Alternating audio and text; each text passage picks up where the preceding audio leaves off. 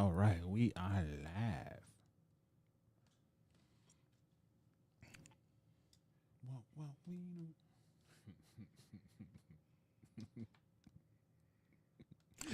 Yeah, thank God I wore a white shirt today.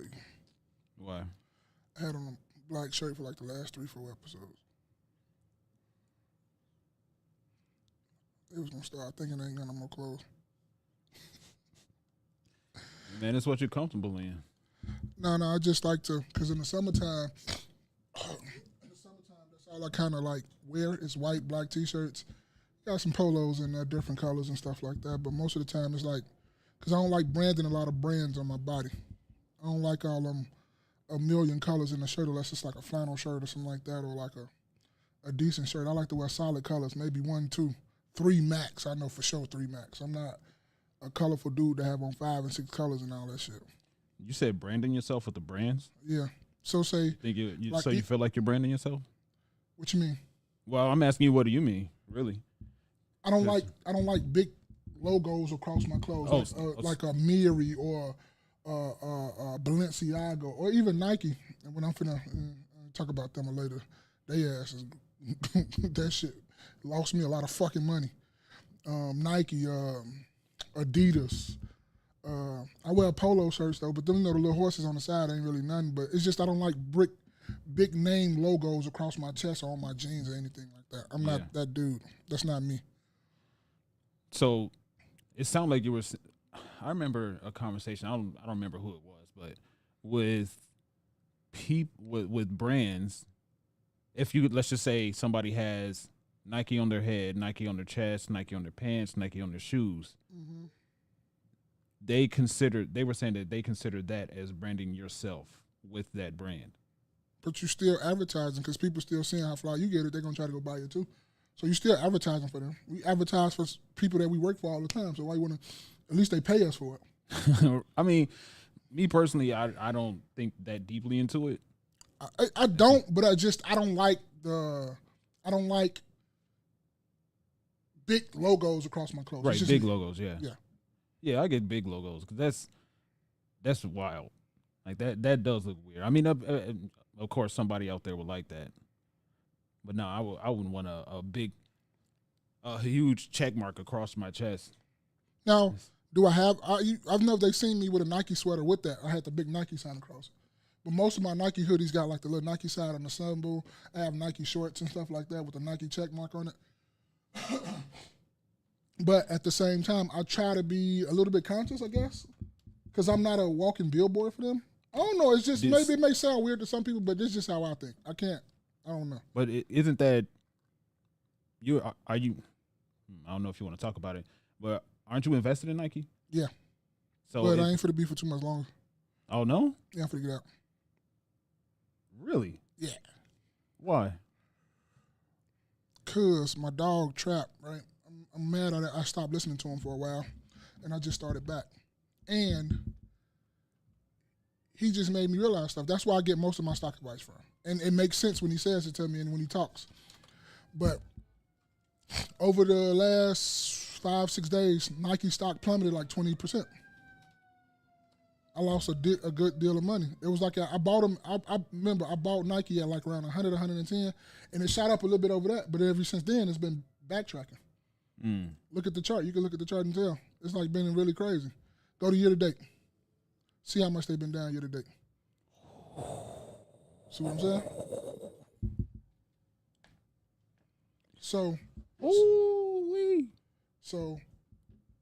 And he made sense to me. He's like, just because you wear this brand, and he said that's why he's not a big fan of, if you wear a brand, you should own it. And I'm thinking like, why shouldn't you own it if you own a brand, you like the brand? He was like, because even though Nike's a brand that's never going anywhere, ever, but it's not a good stock brand. It's not a good stock. It's not a good stock to hold and keep. It don't do well on the stock market. He said you don't have to be a loyalist to these companies or whatever.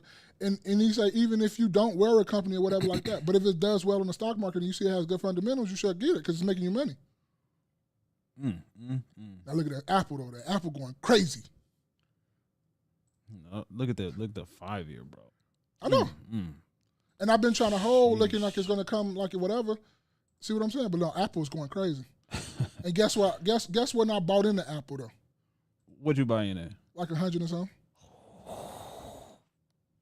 It was like 140 when they did the stock split. 120, 140. Whew. My Apple portfolio, even though if I tell you how many shares I got, I should have more. But I sold some and I bought some back. I've been doing that because I needed a couple dollars or whatever. But Apple ain't never going nowhere. Look at that. Look at that 5-year, bro. Ain't never going nowhere. It's crazy. $52. Whatever. $52 what? August 9th, 2019. Oh, yeah. And then now, $210.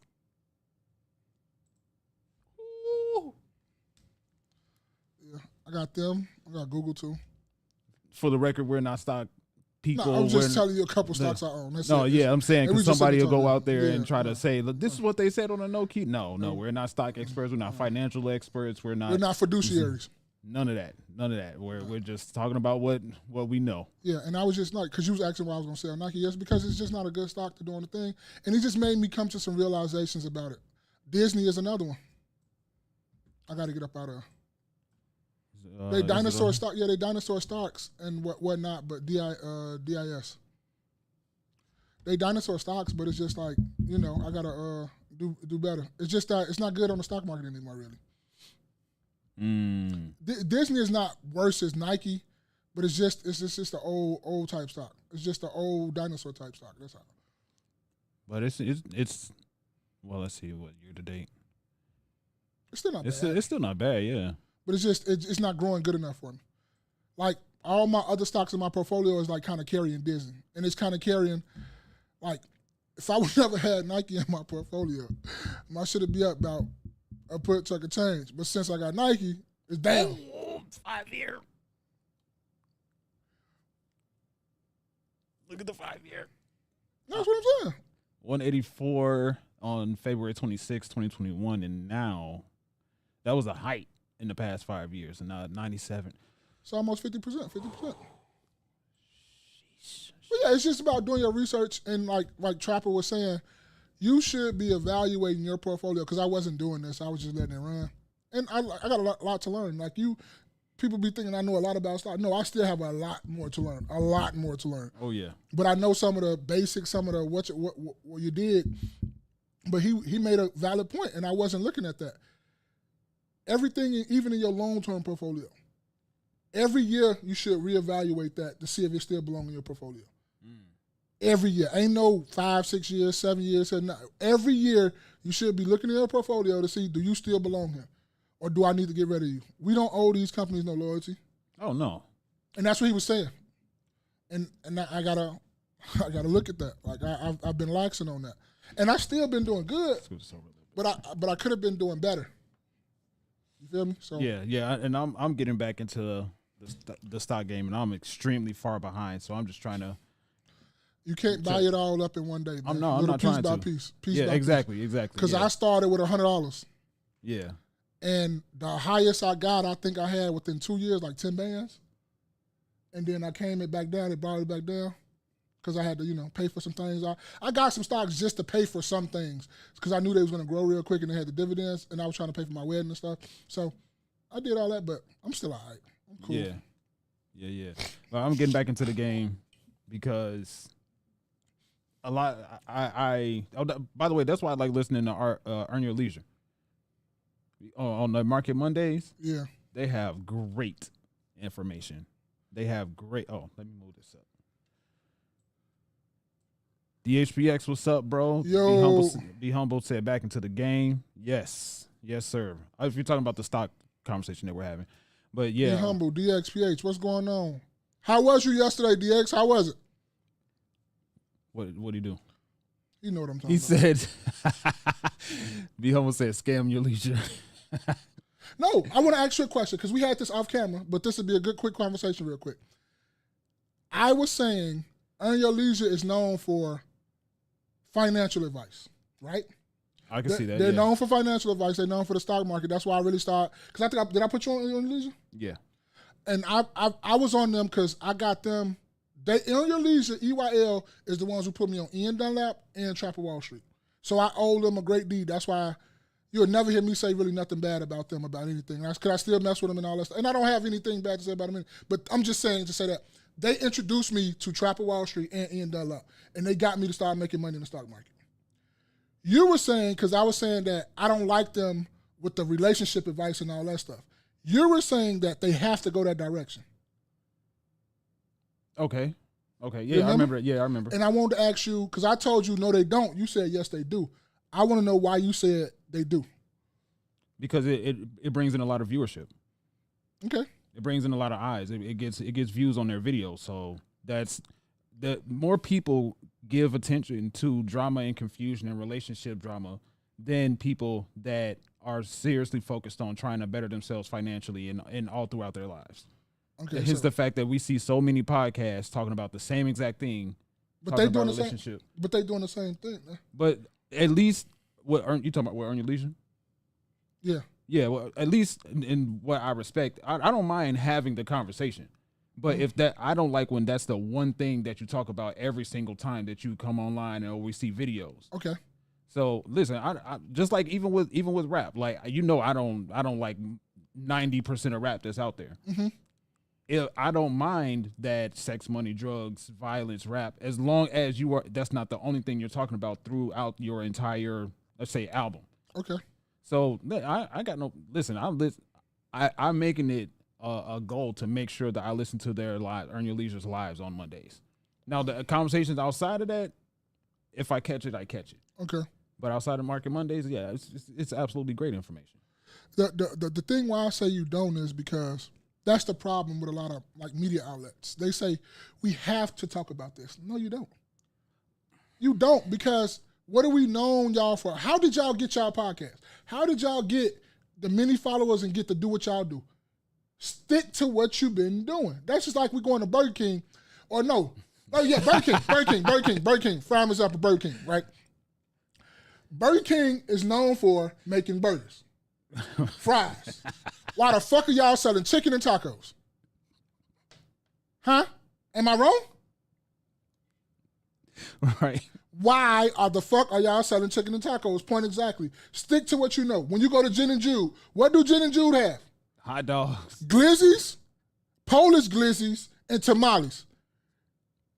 This what we got. You ask for something else, move to the side, let us get to the other people. This is what we sell. And they cash only too, right? Thank you. This is only because they selling drugs in there too. This is the only thing. Allegedly. Allegedly. It's just bullshit. I'm just bullshitting. It's just bullshit. But no.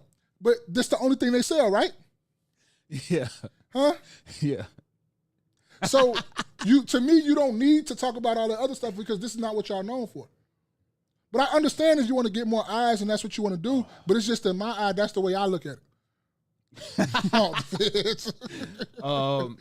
Be Humble said, yeah, but they connect with a lot of bad people. I think he's talking about Earn Your Leisure. I don't know. That, I don't know nothing about that. And Be Humble, I can't say you're wrong. I can't say you're right. I'm going to just leave it at that. Because it is a lot of those dudes that's why a lot of black people don't follow a lot of them black entrepreneurs, because a lot of them motherfuckers are scammers. DHPX said, DHPX said food was banging. Who made the crab? Whoa. He said, who made the crab and mushroom? What event did I miss yesterday? It wasn't no event, man. See, DXPH starting to talk too much. See, you talking about I'm the feds, but I'm the feds. What did I miss yesterday? You didn't miss anything. That's cap. It's not no cap. I didn't see DXPH till yesterday. I barbecued on Wednesday, Thursday. He just had him a plate, that's all. Oh my God. I got you, bro. Don't do that. I got you. Don't do that, though. I got you, though. I know exactly what you're talking about. But I got you. And DXPH, you the feds. I ain't trying to hear that shit. He jealous. He jealous. DXPH get on his spelling everything, man. DXPX said, go ahead and tell him what kind of shoes and shit I had on too, DXPH. I ate all the DHPX said I ate all the barbecue the size I ain't finished with. Be humble. Relationship talk. Relationship talk is the big thing now. Exactly. And now I'm thinking about, like, for instance, who are the major connoisseurs of daytime television? Women. And what do they talk about 99% of the time? But has the relationship thing gone down the toilet since it first started. I was actually thinking about that too yesterday, actually. And it kind of ties into one of the subjects I have. I was listening to Lucky Marie's live stream yesterday, and had on them Black Payless specials, didn't I? you had your toes out while you was barbecuing with the sandals, the little strap-on sandals. That is the dumbest thing ever, because when them hot coals or something drop on your foot, your ass gonna be right here hobbling. No, I do not, nigga. No. Get the fuck out of here. See? That's why you don't give black people shit. Get the fuck out of here. But yeah, man, that's so let's catch up. He said I ate all the barbecue sides. I ain't finished with the relationship talk is the big thing now. DSP says Spaces, I'ma rob you. What? I'll be humble. All the relationship talk brings women, and women outnumber men. We gotta dispel this. What? We gotta dispel this. Dispel what? They say women outnumber men, right? No, I don't think he meant it in that way. I know which way he meant it. If he didn't, it's cool. Somebody out there says this, right? Because some people really think women outnumber men drastically, right? But women do outnumber men though. It's not by a large margin, but they still outnumber us. Let's see. Well, let's go. I'll just say in the U.S. Let's see.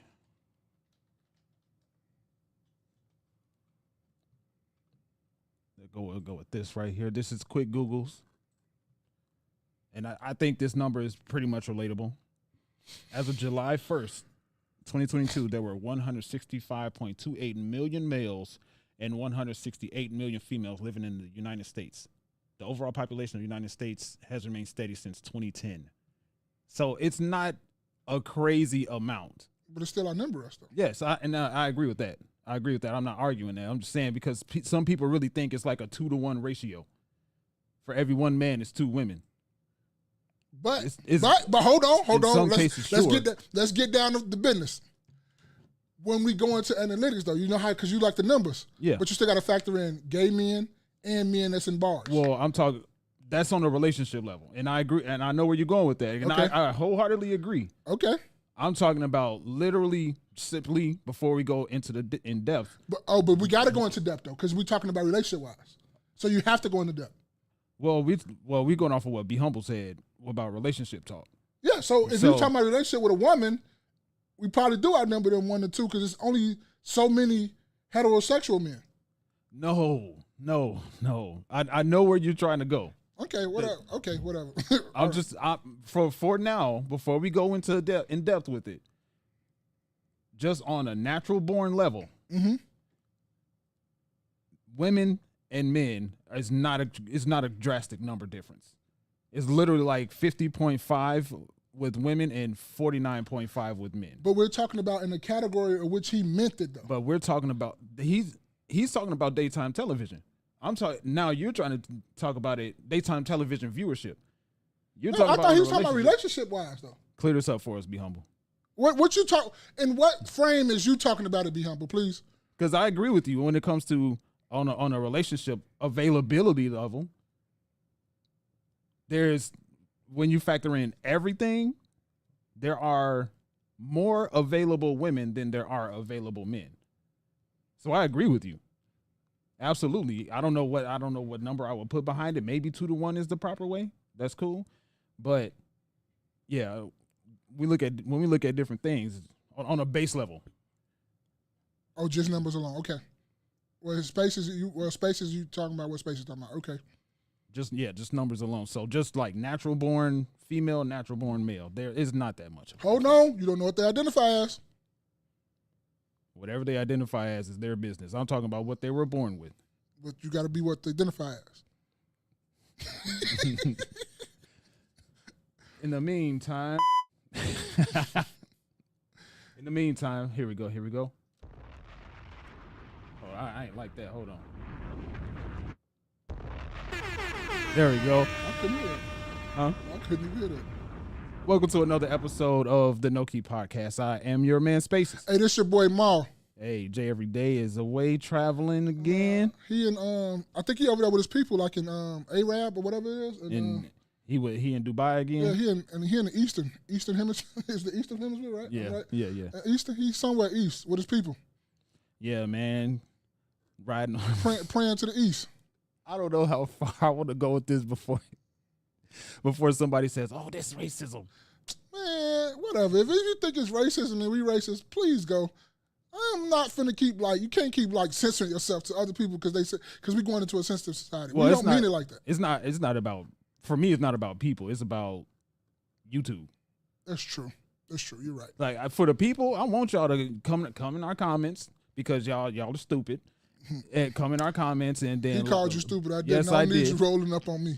I'm cool. Because people don't realize that their animosity and all the energy and negative energy that they bring to the chats, they go and tell somebody else about what you or I said or whatever said on any platform, and then they go and view it, and then they go and share it in their group chats, and then it just so go ahead, go ahead on a social level, cool. On YouTube level, we got to make sure we and I'm the 1/3 that ain't gonna go in the comments and ain't gonna say nothing to you when you get to talking. Him, he'll go write paragraph with you. He'll get engaged. Jay every day will to a certain extent too. But me, I'm gonna say, okay, thank you, I love you for watching. That's all I'm gonna say. I'm not going back and forth with you about anything.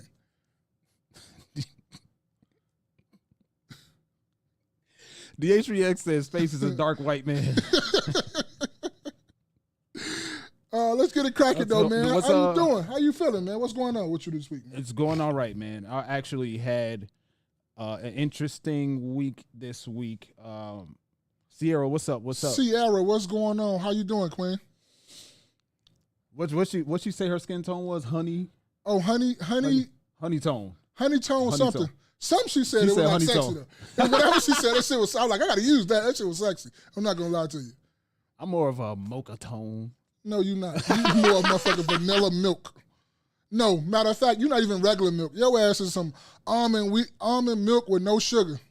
Unsweetened almond milk. That's the fuck you is. Vanilla, almond, unsweetened milk. That's what this nigga is. The shit I put in my motherfucking protein shakes. Yeah, the shit I put in my protein shakes. Last week was interesting because Sierra said, LOL, it's always the light skins trying to be something they not. I had an interesting week last week. I'm still at a standstill with my car. Okay. I don't want to say too much out loud, but you're going to have to make a decision in a minute. To an extent. Okay. Because there's one way I can go with it, and there's what you say, just go ahead and trash the car. Hey, nah, sell a car, whatever. Put it, use it as a down payment. If you really want to be, like you say, a little, what you say you was before me and Sierra said something, what you say you want to be? Mocha-tone. Mocha-tone. If you really want to be a mocha-tone, go get the strap.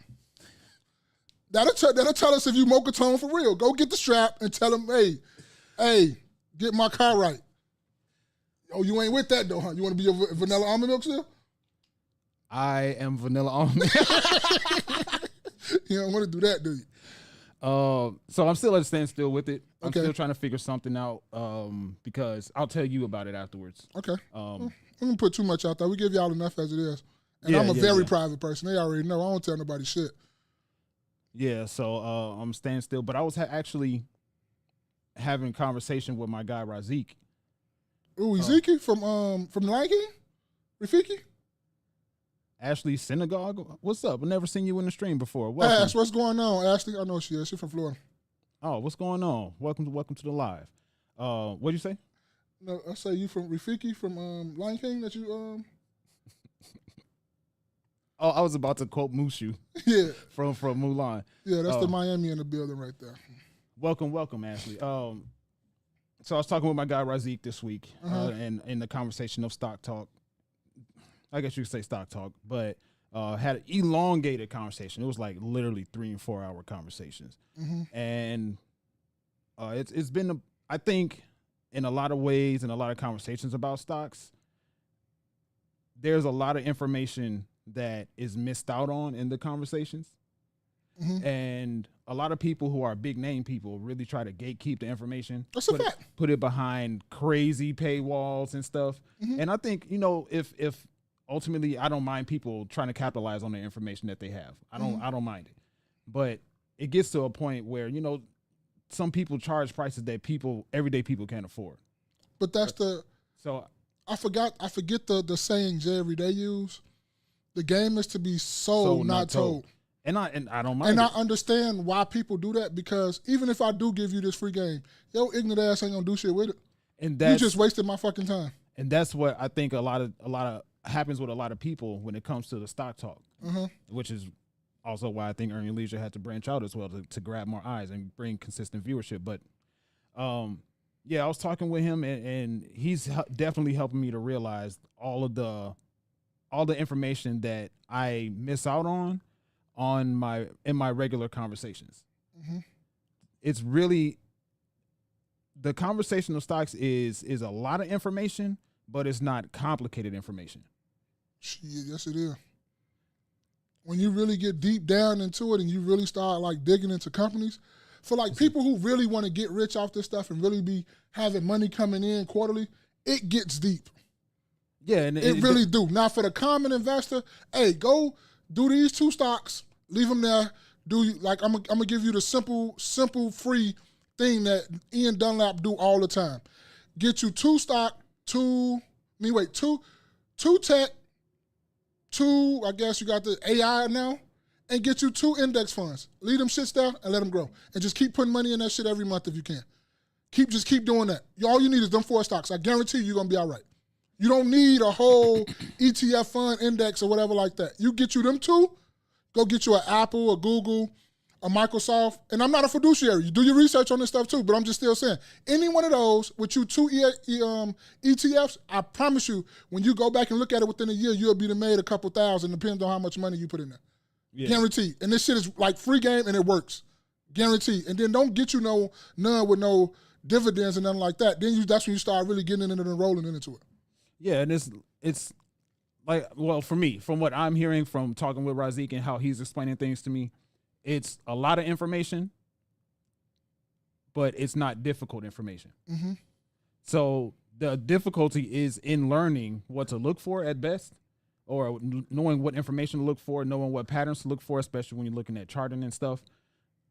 But he's helping me to understand a whole lot, and I think that anybody that will want to tap in with him and get it and learn some more stuff about how to make some money on a quicker level than the 5-year, 10-year level, 20-year level, then I think that he's definitely a dude that anyone should talk to. But outside of that, it was I wanted to ask you, what'd you do for Juneteenth? Let's see. Go drive a truck.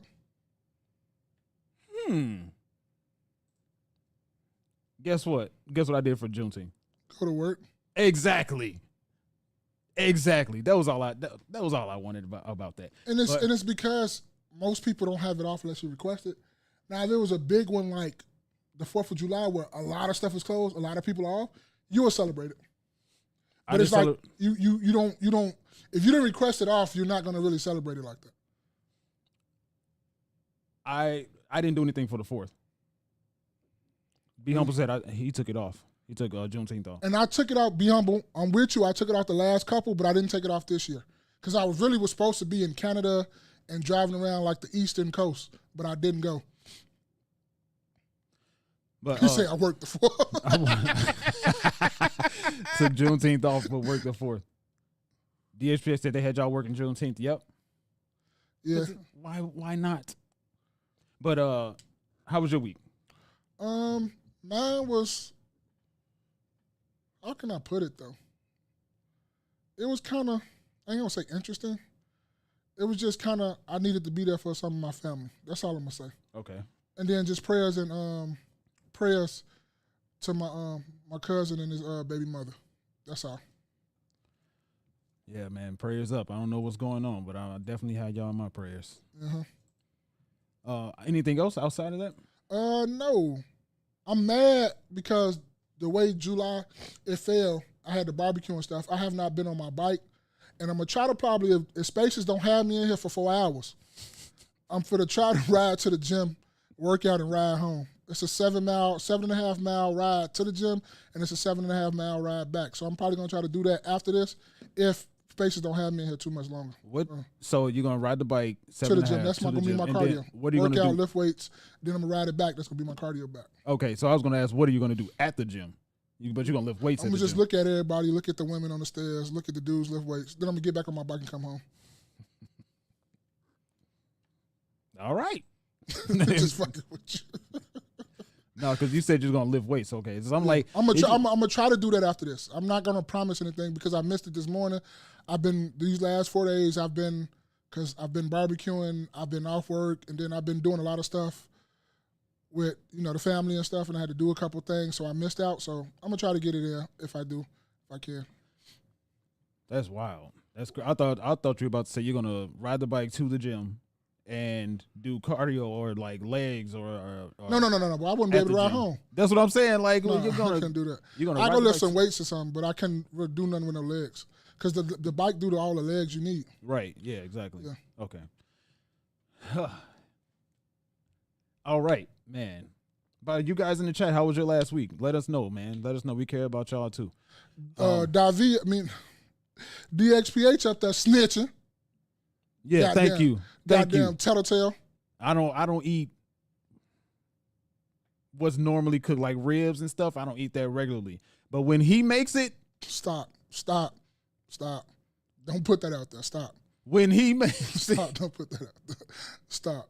what was Pops doing on Friday? Stop. Man. What? Stop. What? I'll make an exception. That one time. That one time I'll do it. That's a fact. That's a 305 thing. That's a fact. It's a 305 thing. Really a 786. I'm still a 786, but I still fall under the 305 too. All right, so I wanted to talk about why DHPX says space you can't have anymore. Why not? Because he want it all now. He wants your cut. He want his cut, DX. Just those mocha tones, man. Always trying to take people's stuff. Oh, Lord. No, I want y'all to see this, man. I don't know if y'all saw it, but DHPX said I need that cut. I know what you trying to do. I want my cut. You say a nickel bag gets sold, I want in. You don't know nothing about that, though. It's cool, though. They know about that. I know DXPH know about that, and I Be Humble know about that. All right, so you haven't seen this yet. No, I haven't. So I want to see if what you think about it. We think about adaptations and all that stuff, right? You And know I I'm don't not if going to look at all that. You going to look at all that. I'm not going to look at all that. I want to know what you guys think as well if you haven't seen it. But Kendrick Lamar dropped a Not Like Us video.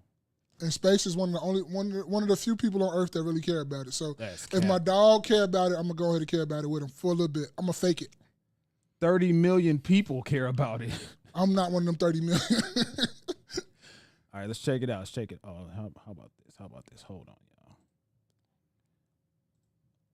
All right.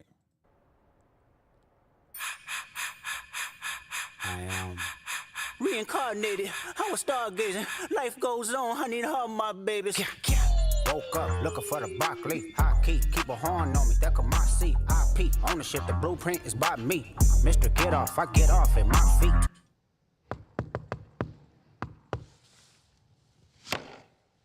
What's the password? Sure, I see dead people. He went all the way Compton, didn't he? You late.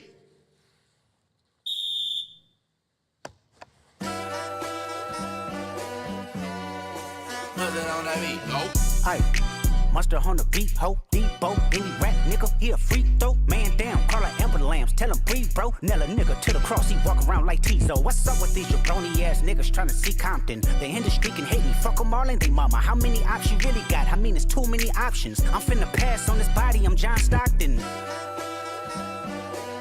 Beat your ass and hide the Bible if God watching.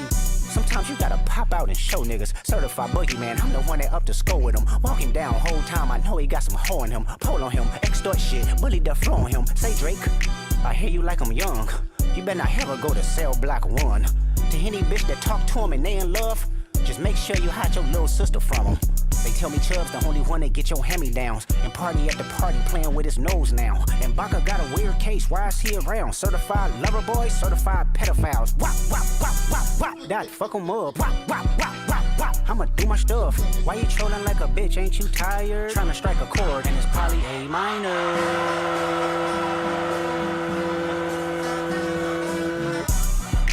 They not like us. They not like us. They not like us. They not like us. They not like us. They not like us. If you had a chance to go to that, would you have went? No. You think the Bay gon' let you disrespect Pac, nigga?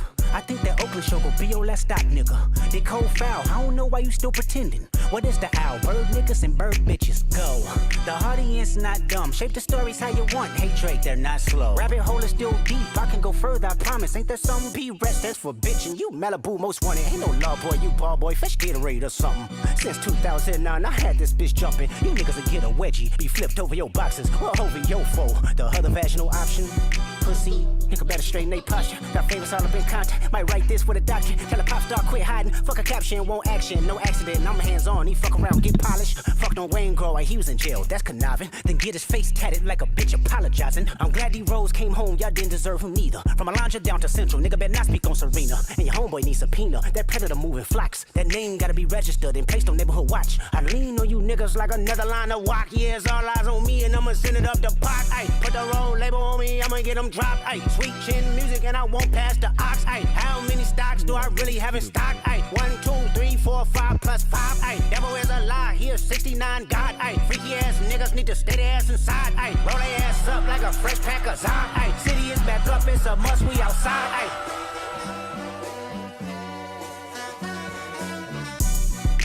They not like us, they not like us, they not like us. They not like us, they not like us, they not like us.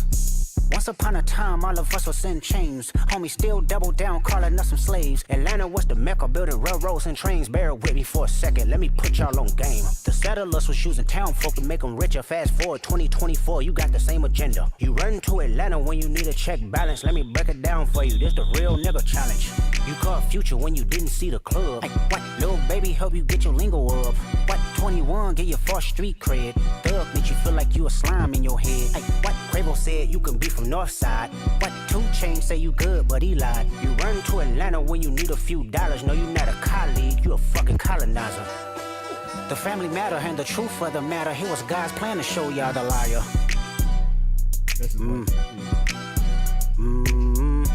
Because you remember when Drake said you beat your queen. And he a fan, he a fan. He a fan, he a fan, he a freaky ass nigga, he a 69 God. Freaky ass nigga, he a 69 God. Hey, hey, hey, hey, run for your life. Hey, hey, hey, hey, run for your life. Freaky ass nigga, he a 69 God. Freaky ass nigga, he a 69 God. Hey, hey, hey, hey, run for your life. Hey, hey, hey, hey, run for your life. Let me hear you say O-V-Ho. O-V-Ho. Say O-V-Ho. O-V-Ho. Then step this way, step that way. Then step this way, step that way. Are you my friend? Are we locked in? Then step this way, step that way. Then step this way, step that way.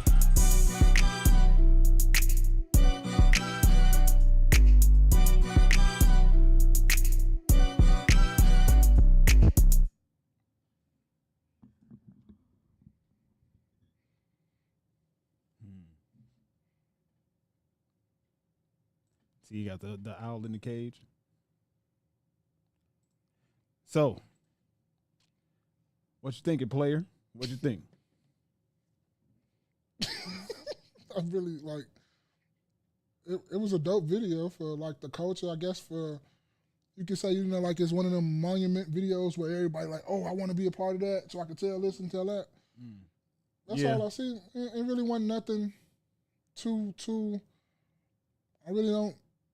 Cool video. I don't got nothing to say. Really, I don't got nothing to say. Really, I have nothing whatsoever to say. What you say? I thought it what was. Y'all think in the clouds, man? So, let's see. Sierra said, I went to a barbecue yesterday and they played this 5 times. It's like they wearing it out though.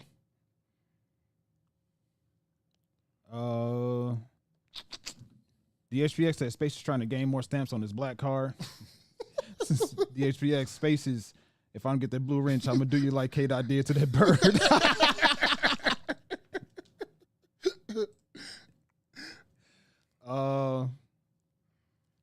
Be Humble said he showed that mulatto. What? No, I thought it was dope, man.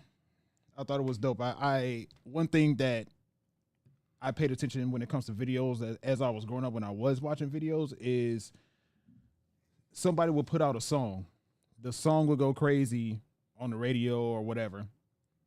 And then they put out the video, and the video has nothing to do with what's going on in the song. Facts. It just be women twerking or dancing or whatever, and you just rapping. It don't have no substance to it. No story, nothing to do with what is actually being said. And that's what I like the most about that video, because he had them passing the Bible. He said hide the Bible, and then the next scene he's beating the owl. You know what I mean? Wop, wop, wop, wop.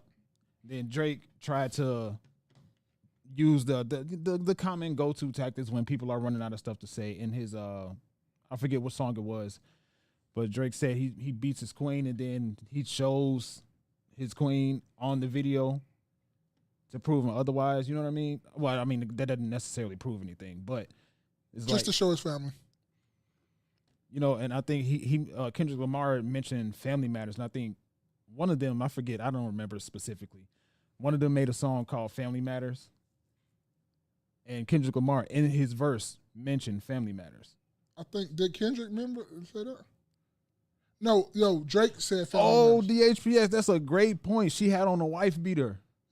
I ain't even peeped that neither.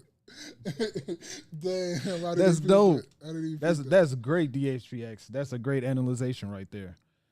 But I thought it was dope, man. I think it's the way I remember when I said that Kendrick, before Not Like Us came out, it was like a 95 to 105 points, and it was Drake, because Drake was doing a better job making songs. And then Not Like Us came out, and then Kendrick Lamar came back and won 130 to 105. Yeah, but what I don't like too is about this whole situation. You have a lot of like dickheads on the internet saying, "Oh, Kendrick did this because he wasn't relevant." Bro, Kendrick was on a fucking world tour. Kendrick always been relevant. He just disappears. That's all. He stays out of the media. That's what I'm saying. So, and that's what really kills me with a lot of people saying, "Oh, he only doing this so he can stay relevant." That's why he keep bringing up Drake's name. He keeps bringing up Drake's name so he can stay relevant. Bro, Kendrick Lamar gets busy. He sells records. He sells out his tour. Kendrick Lamar is all right. Yeah, and I had that same sentiment to an extent, because I don't pay attention to tours, right? So yeah. I didn't know that he was going on tours, but I did notice that he would disappear, pop up, start some controversy, and then disappear again. That's what he always do. He always, when he come out with his record, you see about Kendrick. He might do that. He might be on a lot of features and stuff. Then guess what he do?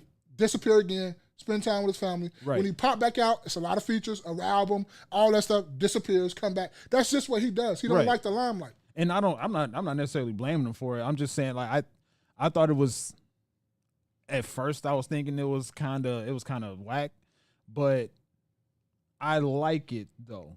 I do like it. I like the fact that he's staying out of the limelight. Well, I didn't know that he had a wife. I didn't know that he had kids, and it kind of sucks that he brought him out to the limelight. But I see what he was trying to do in the video. But I like the fact that I didn't know anything about his personal life. And I think that's how it should always be. I agree, because I look at it like this: we're on this pod.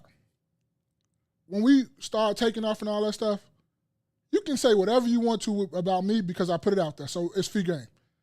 But I'm not going to put wife, kids, etc., family out there because I don't want you saying anything about them. Right. You can't put stuff out into the media and on social media and then you get mad when people have a comment about it, because when you put it out there for public perception, they have a chance to criticize it, to tell you this, tell you that about what you put out there because it's out there for public perception now. Right. So that's why I always say you keep all that stuff that you don't want nobody to know. You keep that stuff. You don't have to overshare. You don't have to put everything out there for the world to see. It's not everybody's business.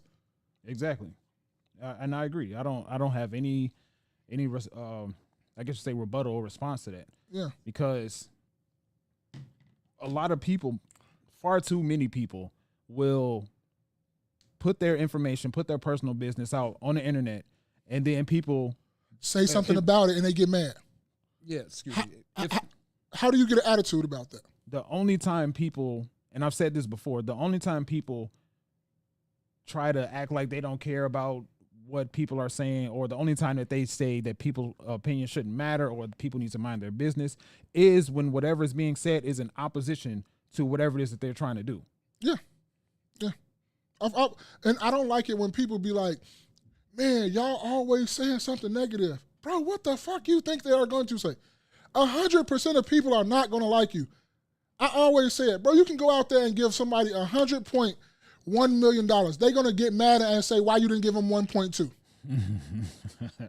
It's just people. That's a human thing. So the less you put out there for people, the less they have to talk about you. And you can't worry about people having negative things to say you either, because it's a whole bunch of, you don't say nothing about the 50,000 people that give you love all the time. You don't say not one word to them. But as soon as that one person say that you this or you that, you have to give them all the information.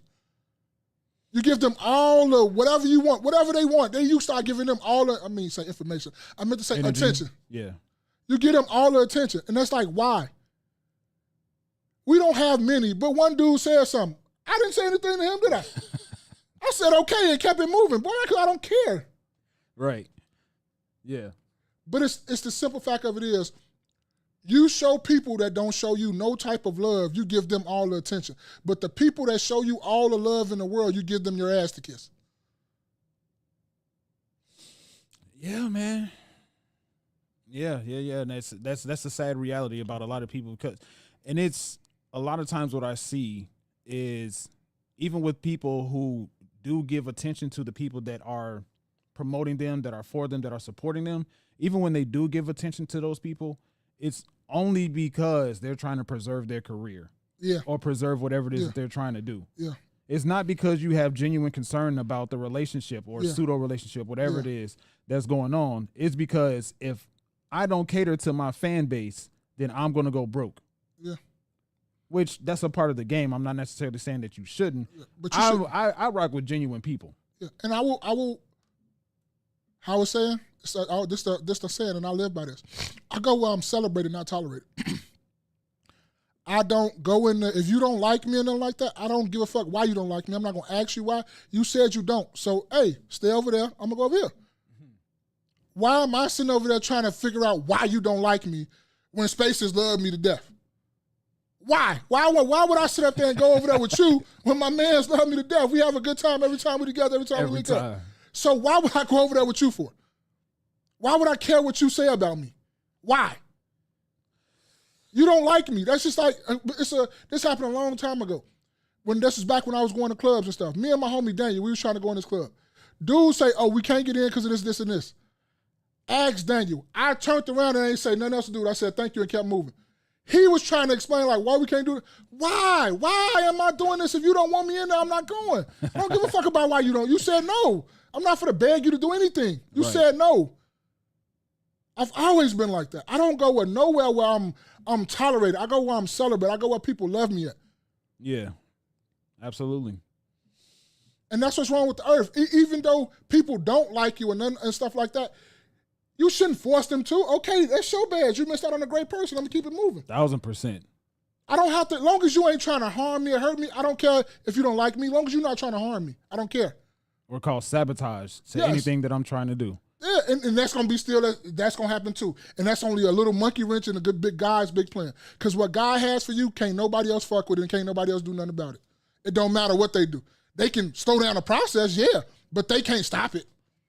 They can't stop nothing. They can slow it down. They can make you work a little bit harder, but they can't stop nothing. It's still going to happen. It's already in God's eye. It's still going to happen, baby. There's nothing you can do about it. Can't nothing a human can do about that at point blank period. Let's see. DHPX said Drake put it out there. He just showed you he ain't no loser like Aubrey. Yo, Will, what's good, bro? What's good? What up? So yeah, you're 1,000% right. You're 1,000% right. And with Not Like Us,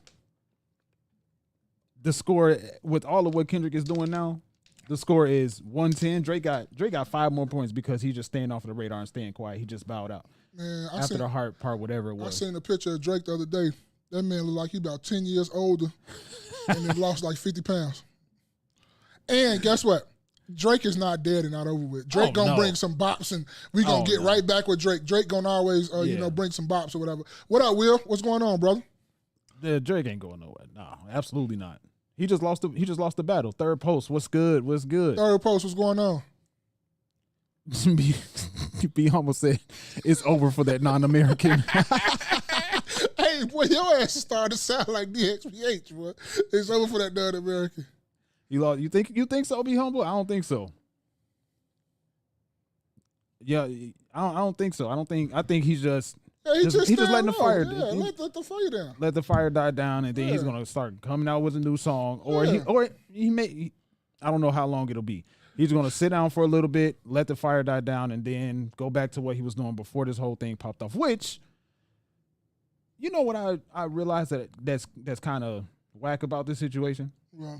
So this whole thing started from when J. Cole said he's on the song with it's first person shooter, and J. Cole said, I hate when people ask who's the greatest MC. Is it K. Dot? Is it Aubrey or me? Mm-hmm. We the best three, like we started a league or something like that. Mm-hmm. It started from that. Mm-hmm. When you hear that verse, that sounds to me like J. Cole was saying, we are the top three. He didn't say who is the best. He said we're the top three, period. Mm-hmm. So that wasn't a diss. But K-Dot took it like that, like, nigga, you know I'm better than y'all. So why are you even gonna play like that? Why is you sitting here playing with me and you know I'm better than y'all? Ooh. You sitting over here playing with me with you two light-skinned motherfuckers. Y'all barely in America. You lucky we ain't ship y'all ass back to Europe. Ooh. Okay. That's how I took it. Like, okay. I guess if you want to say it like that. J. Cole apologized. Yeah. I mean, he bowed out. And you know, it's gotten, I understand why, because I was hoping that it could have stayed in the studio, but obviously not. People don't know how to act. People are like Rick Ross playing Not Like Us in Canada and got his bodyguard knocked out and starting to fight in the crowds and stuff. And one of the security guard at Drake's house allegedly got shot. But that wasn't for that. We don't know if that's for that. I don't know. But that's we don't know if it was or it wasn't. So we can't put that on there. That's why I say allegedly. Yeah. But what I look at it like that too is like, I'm with J. Cole. Because if we really don't have no beef, I'm not finna be fake going bar for bar in these streets with y'all when you really my friend and you cool with me. I'm not doing that for no entertainment. And me and Spaces was talking about that, and we was going back and forth with that too. He was like, but I don't play those type of games. Because if we cool, we cool. We're not, like if we jokey, and we had just cracking jokes, okay, that's one thing. But if we finna put it out to this media and to the world like we really into it when we really not, and we cool as hell, I don't rock with that. I don't rock like that at all. No. I don't do that. And I understand why J. Cole, if J. Cole really didn't feel that way and he really not with that and both of them are his friends, I understand why he bowed out and like, man, that was my bad. I don't care how y'all look. I don't care how the world look at me. I know that you rock with me and we cool, so you can say whatever, but I'm not going to say anything. I think it's, well, that could be true, but I also think it's a matter of J. Cole not wanting it to lead to issues outside of the studio. And I understand him with that because he know where he gonna probably go. Right. So it just I get it. And I'm not necessarily mad at it. I just didn't like how he put out the verse, put out whatever it was, song that, and then he took it back. Mm-hmm. Like you ain't figure out in 2 days that you didn't want to do that. Whatever. But yeah, I thought it was great, man. It's been fun, and it is getting to the point where it's getting played out, but strike while the iron is hot. It is. It's cool. Strike while the iron is hot. I get it. Yeah. Capitalize it on any way you can. Mm-hmm. Oh, let's see. DH3X said Drake been dissing him for 10 years. I heard that too. I've been hearing about that, so you might be onto something because you're not the only person I ever heard that said that. Yeah. They say he been throwing sneak disses all this time, and K-Dot been kind of ignoring him. I've heard sneak disses but I've on my recollection, I've never heard of one that would be dedicated to or aimed at Kendrick Lamar. But I have heard him throw stuff in his verses that was like, okay, he's talking about somebody when he said that. Mm-hmm. So yeah, I believe that. Be Humble said so he knew he was dissing. I think so. DHPX said, "What you think I'm gonna do when I go to Canada? He gonna play they not like us. Hey, when we go to Canada, what's your famous words? That's not Chicago. Hey. You know what I'm talking about too. You know exactly what I'm talking about too, right? Back in you talking about our old episode. Yeah, but no, but he say that you not from Chicago, nigga. That's not Chicago. Oh yeah, so you go ahead and you do that if you want to. That's not Chicago. You see, Rick Ross's bodyguard got slumped in the crowd. I didn't even really see. I didn't even know what the fuck was going on. I turned that shit. Yeah, he got slumped in the crowd, like sleep. Yeah. Yeah, that was. Yeah, man, it was a dope video. I liked it. Mm-hmm. Okay. I can fight. He can't. I'm just saying, bro. I love you a little too much. Don't go over there doing nothing stupid, please. Okay, so I had something else for y'all. I don't know if y'all saw it, but I can't play this only because I know copyright infringement. Copyright, yeah. So I'm not going to play anything. I'm just going to show images and talk about it. No, just do it like this. Who all saw the BET Awards? I was going to go there. Oh, okay. My bad. Go ahead. I'm sorry. Did you see any parts of the BET Awards? I saw that, what you just said. I saw Sexy Red performance. I saw the tribute to Usher. The rest of it, and that's only because my wife is one of them ones that she is the reason BET and BET Plus is still on TV and they're paying for it. She is one of them black women that whatever, it don't matter. Tubi, YouTube, Tubi, Black YouTube, Black Twitter, whatever. My wife watched that shit. Yeah. I'm not the one, but my wife watched that all. She keep them afloat. All them low budget ass movies from the all black network, all that shit. My wife got all that shit. Anything that's all black, that shit can be badass acting. But she gonna sit there, she gonna watch all the movies. I'm not lying. She the one who helping them, keeping them with their lights on. No cap. She watched that shit. And I be sitting up here like, what are you watching? But my wife watched it, yeah. Sierra said, just clips. I haven't watched the EBT Awards in years. The XBA say mine's too. Yeah, mine's one in that clique. I don't know if they got their own group chat or they social media club or they tell each other about this shit. But she one of them ones that still watch all that all black TV shit. Shit be horrible, but she watch it. She watch it. Terrible. So I haven't watched the BET Awards in I don't know how long. I'll say this. I've never watched it of my own volition in years. I'll be in somewhere where they have it on TV and we're all watching TV, so we just watch it. So never of my own volition. Hey, I'm with you, Ashley, on that though. Probably like since 2005, it's been the last good one. It's been over damn near 20 years. I ain't gonna lie to you. You right about that. Ashley said the EBT Awards hasn't been good since 2005. She said BET, I thought. She did. You said EBT? Yeah. Okay, whatever. I don't know what to say. That's what people call it, the EBT Awards. Hey, it is. I told you what I just seen. So what did you think? So I was trying to watch. I did not watch the entire thing. I watched it was a video on YouTube of all the female performers. Uh-huh.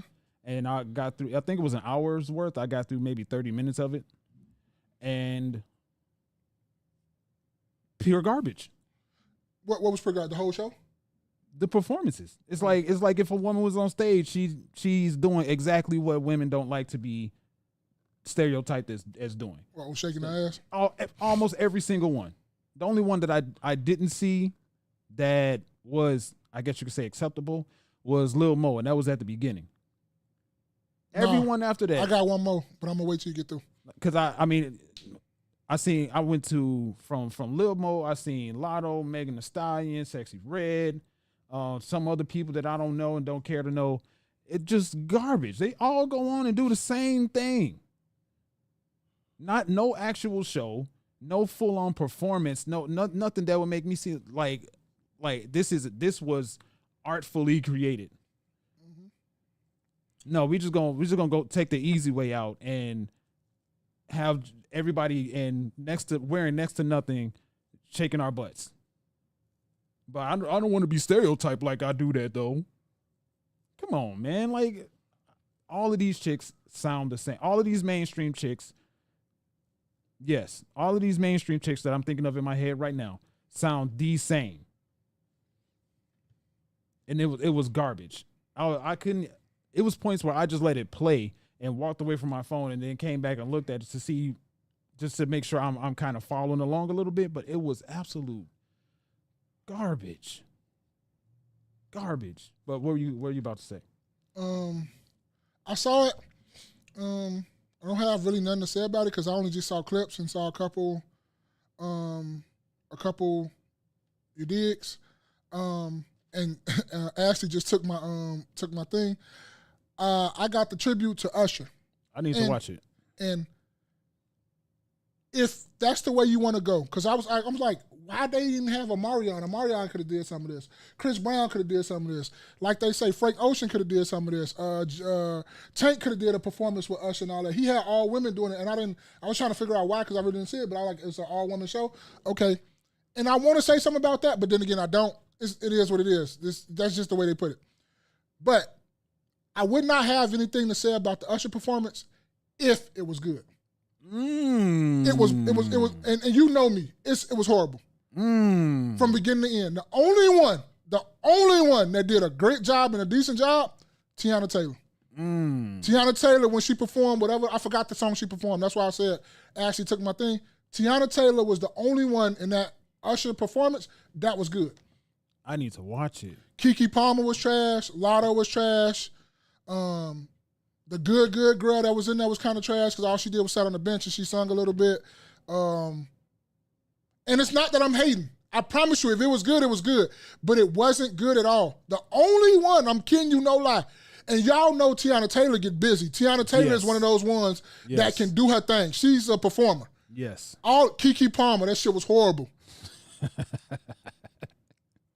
Lotto, when she was in there, that was horrible. What else? Everything was part of that thing was horrible. No lie. And you can add me, you can write me. Still not gonna say anything, but thank you for adding me. But it was horrible.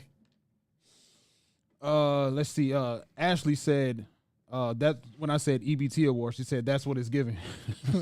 DSJ said I stopped watching when they gave white people the black people awards. That's a fact.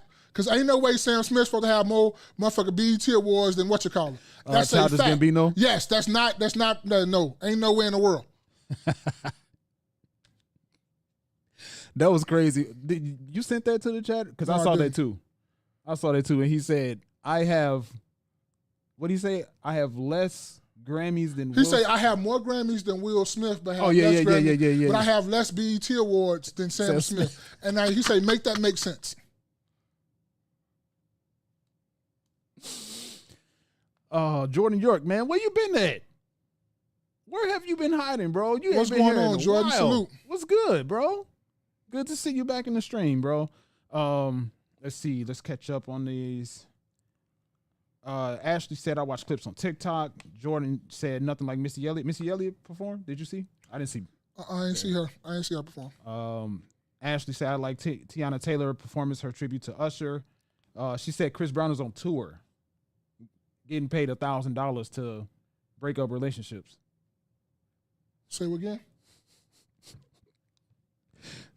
You said why didn't Chris Brown do why was he not in the tribute to Usher? Yeah, he was on tour. He's on tour, getting paid $1,000 to break up relationships. Oh, that's crazy. But he could have still did like Beyonce and just did a song, contribute to him, and they really recorded. I would agree. If it's as bad as what y'all are saying that it was, then I agree. But I would rather him do something that's pre-recorded, and not be there, than somebody be there and it's a trash performance. Because Usher deserves it, man. Usher deserves the best. Yes, he do. But what I said too, I think Usher and Chris Brown was into it too. I think they had a fight or something like that at a birthday party or something. I don't know if they were into it or not. I don't know. Allegedly. I thought I heard that. Maybe if I didn't, it's still cool. Oh, okay. Sierra says agreed. Excuse me. Ashley said, yeah, the thing Kiki did at the end threw me at the end of hers. And Jordan agrees with you, Ma. Yeah. DSPX said, yes, they were into it. Yeah, see, yeah, I didn't know, but it's still, you could have got Omarion. Omarion's good at singing and dancing. He could have did a lot of Usher things.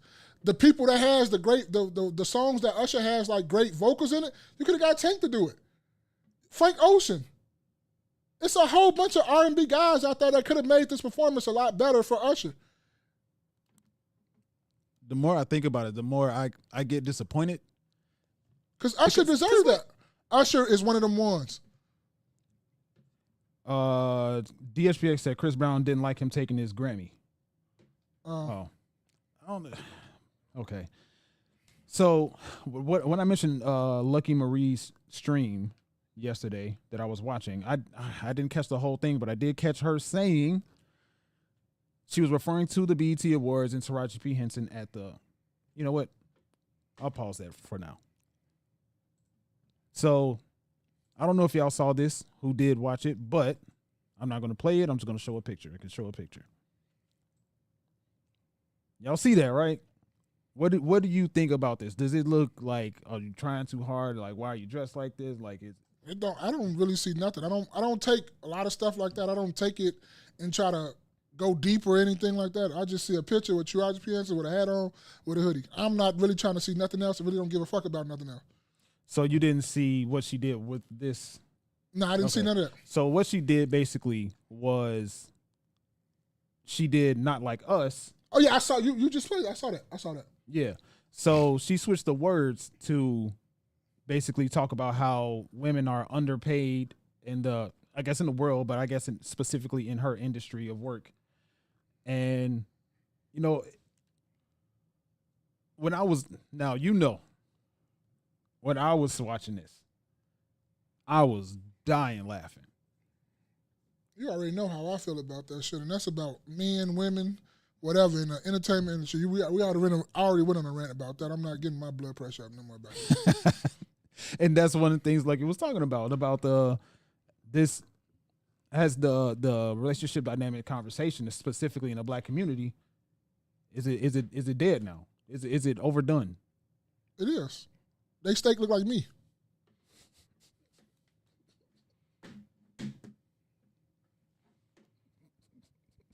And I'm an extra crispy today because I don't got no haircut. I ain't had one in damn near month, so. I think it is too. I think What, they extra crispy? What you trying to say? Nigga, I can't joke about me. I can joke about me, not you can't, nigga. No. Oh, okay. I was just trying to make sure you ain't sending no subliminals up here and I'm laughing with you, nigga, and you laughing at me. No, I was talking about the relationship conversation. Okay. Like it's so overdone. It's like way overdone. Now let me stop. Go ahead. I'll let you finish it, boy. My bad. Okay. Oh, God. So, yeah, it's overdone, man, because so many people are doing it, just like the women at the BET Awards. Everybody coming on stage doing the same exact thing. Everybody on their podcast talking about the same exact thing. The definition, listen, how progressive is it? Because, you know, one aspect of this, just like what we've been talking about, one aspect of these relationship-based conversation is capitalism. It brings a lot of attention. Mm-hmm. It brings a lot of attention. So and that's why people do it. And what be killing me is people love to get on there and ask questions. And your dumb ass know the answer to that question, but you're going to still ask somebody else that question. I be sitting there looking like, let me turn this real quick. Because you sitting up here asking a question that your dumb ass know you being played. You signed up for what you signed up for, and you talking about how can you steal somebody else's husband. Shout out to tonight's conversation. So you know exactly what I'm talking about, too. These ain't some dumb ass questions, bro. Yeah. So when I looked at this picture, man, I immediately was like, straight up, she looked too old to be doing this. Told you, I ain't got no comment. Spacey's got all the smoke. He was probably laughing like a motherfucker. I was. I wish I could play it so y'all can hear the lyrics, but y'all have to just watch it on your own. But, bro. You already know how I get down. I was over there on my laptop. Boy, I've been in these stocks real heavy now. She said, "What's up with these jabroni A producers not wanting to pay women?" Again, look back at the previous live stream. Taraji P. Henson is black famous. Her best roles, from what I've seen, from what I've been thinking about, like all of them have been. I don't want to go back into it. Y'all have to go look at the previous live stream. Just remember, it's 3 people on the pod. Get a smoke to the right person. Give it to the right person. And I'm not saying I don't care because I'm gonna sit up there and straighten you out anyway. If you come to me talking about some shit about what Spaces said, first of all, me and Spaces I'm dark, he white. We don't look none alike. I'm big, he's skinny. So don't come at me talking about something. You talking about we know Spaces said that. Taraji is black famous. Yeah, like and then I still. Hey, he said what he said, but don't come at me about it. That's the only thing I'm asking you about it. Like, I didn't say it. And because I say enough fucked up shit and shit I'm going to need to get a code accountable for. No, I don't need space and shit too. But it was just wild because I saw certain clips too. Mm-hmm. And she started bringing, like, she was the host of the show. So in between shows, in between performances or whatever events. You for the show the album? I don't know if I can. I thought it was on CNN News or whatever like that you saw. Or maybe I can, but I'll look it up in a second. But she started bringing in. Oh, really don't care about it. I just thought you was gonna show it. So, that was just wild. That was just wild. Like I don't know why. I think I don't know. I don't know a whole lot about the work ethic that she puts behind the scenes. I know that she's a diva, and. You got to be allegedly because you never really met her, so you don't know. So I say allegedly. Because people could say all 3 of us assholes, but they never met us, so they don't know. Even though we are, but they don't know that because we never met us. Yeah, I'm never going to meet her, so I'm going to say that. From what I've been seeing about her, she's just what you've heard. What you've heard. So, and in her roles, what major blockbuster roles besides Hidden Figures, in my opinion, because she killed Hidden Figures. Yeah, she did. I'm not gonna lie, she did kill. And I didn't even see that. I'd be always seeing clips, and I'm like, man, I really want to see this because I never got a chance to really see it. But I've heard she's really I've seen the clips. She killed that. Y'all remember back in the lives? I think Be Humble was there when she was when I was talking about how she was running to the bathroom. Yeah. Stop it. Running back before they say you retarded, low key. We can't say that word, man. My bad. I didn't mean it like that. But he umped.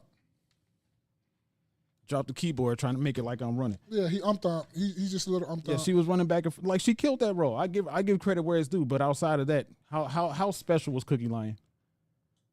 For real.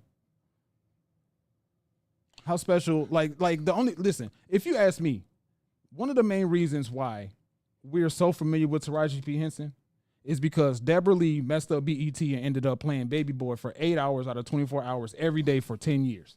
But that was a lot of them, though, because they used to do drumline like that. I don't remember seeing drumline. So yeah, drumline was like that, because my cousin, Angie, watched that shit. I damn near threw the TV off the goddamn window. Yeah. She used to watch that shit and watch it faithfully, too. Don't move. Yeah. Just sit there and watch it. Yeah. I wonder what years that were, because if it was when Deborah Lee was there, she just collecting checks. But yeah, you say you met her and she's not. What you mean by that? She's not rude or she's cool? So, yeah, man, I just wow. But then she started to bring politics into it, talking about how, the Project 2025 is an invasion of our rights and how, when the Army recruits, when the Army needs new recruits, who they aim at first. And then she turned around and looked at the crowd, signifying or insinuating that they're going to try to enlist and recruit black people first.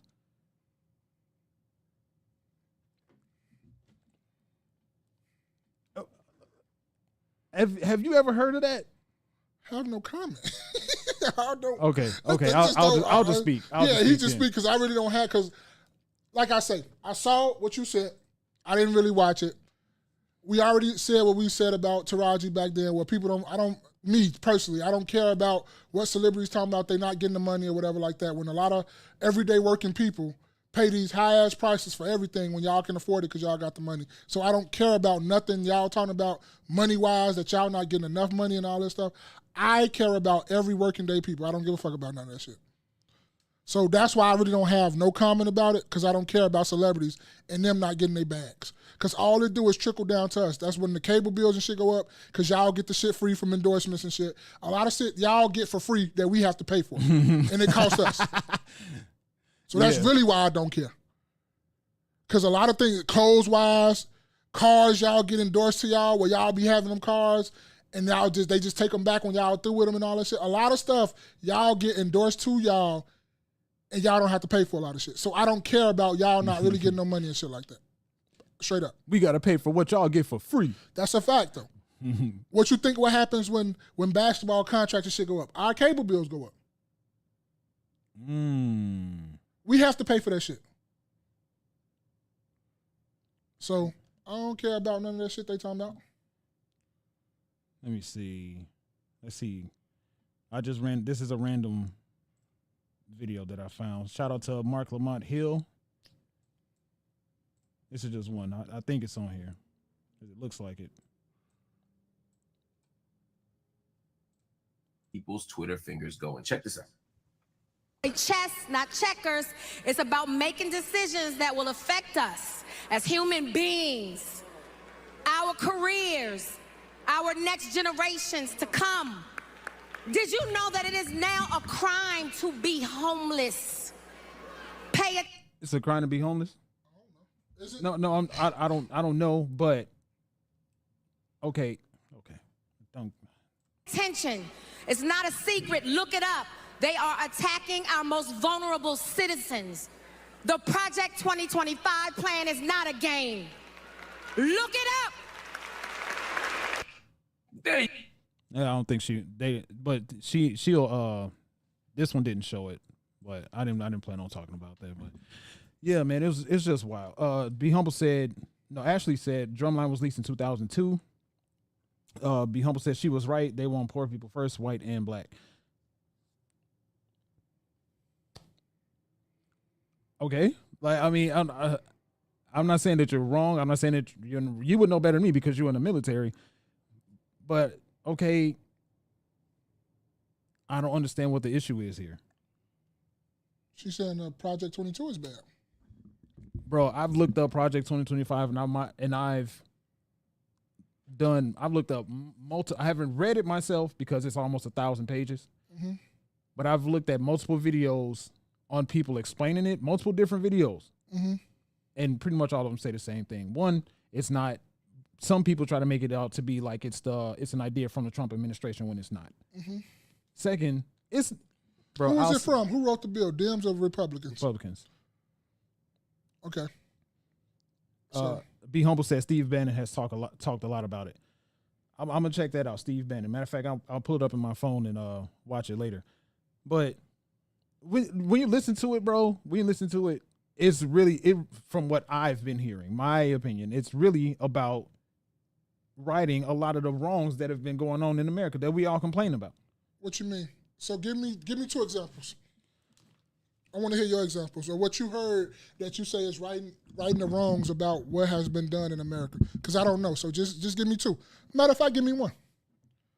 Just give me 1.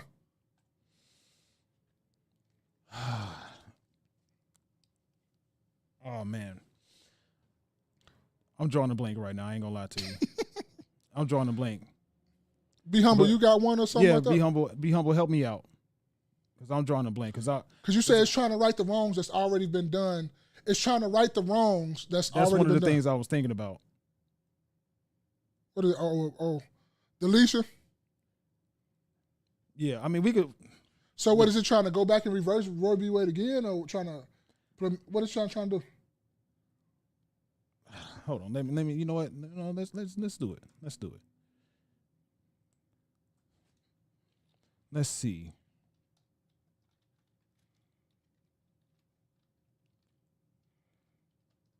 Let's see. See what he just said. Somebody just said something. Be Humble said they're talking about putting people in certain positions. Oh, yes. Thank you. So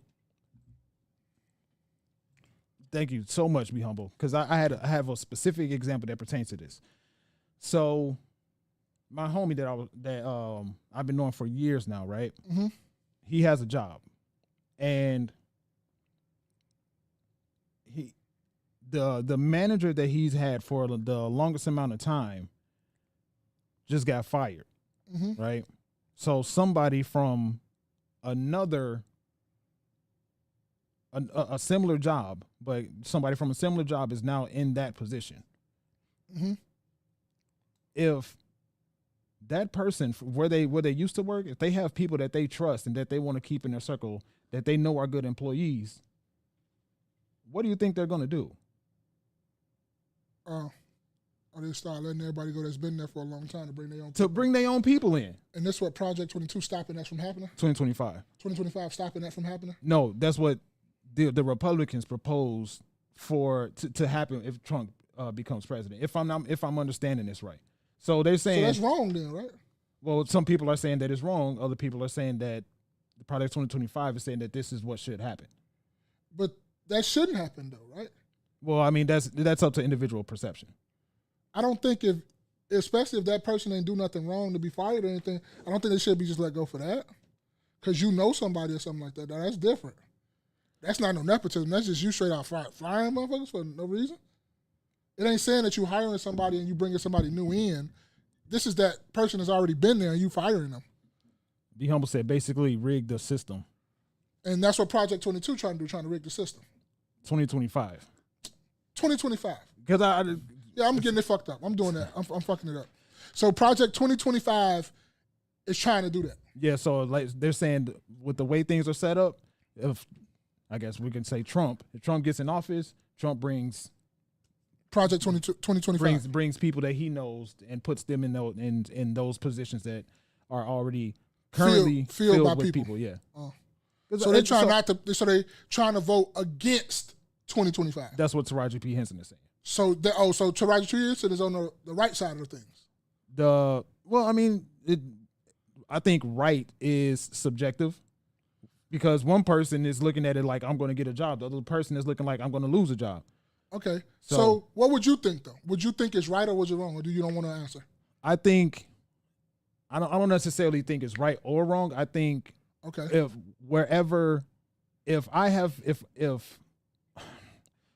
I really think, what do you really expect to happen? The HPX say ain't no right side. Exactly. I think if somebody is in a position or is going to be in a position to where they know that people that they know are capable of it, then they're going to bring in people that they know. That's true. So, yeah, it's going to – is it wrong? I mean, if you lose your job, then, yeah, you're going to think it's wrong. But if you get a job, you're going to think it's right. I don't think that's necessarily true. Because I know even though you got a job or whatever, you still think something wrong, but you be like, I got a job, I don't care. Well, yeah, that's what I mean. That's what I mean. You be like, oh. Because from the aspect of needing money and having to pay your bills and support your life. Yeah. So they might think it's wrong, like, dang, that sucks that, this person's out of a job. Mm-hmm. But I know him. Yeah. So, I mean, what do you really expect to happen is what I'm saying. So that's one of the things it is. So it was talking about that, and it was talking about deletion. You got any other thing, or you don't know? You drawing blank still? Yeah. Because I don't. There was a video that I saw that I would pull up, but it'll take me a minute to find it. Okay, so we'll talk about probably a little bit more of that next week then. Yeah. Because I don't know anything about it neither. So he probably Spaces probably said something in the group chat for us to read or something. Yeah. I'll send a video. Yeah. It's like the one I saw. One of the ones that I saw was like 12 minutes or so. But the way I interpreted Taraji P. Henson was saying was they're going to come after black people first, which I've never heard of that. And I don't put it past her. I don't put it past them. I'm not saying she's right. I'm not saying she's wrong. Like the experience, but I don't put it past them. I wouldn't put it past them to put us first in line for that. I wouldn't put it past them. You might think otherwise. You might see otherwise. But I'm talking about me personally, this mall.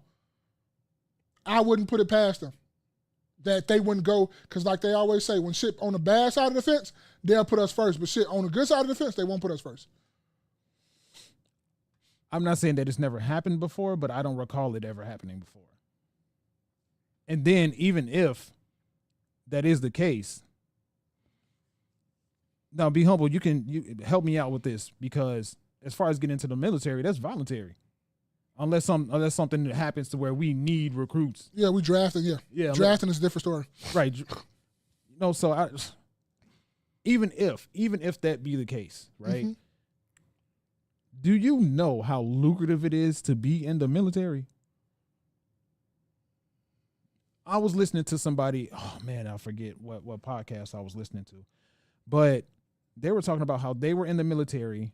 The military got them paid them a check for working. Oh no, I was listening to After Hours. It was a dude named OG, I think. OG something.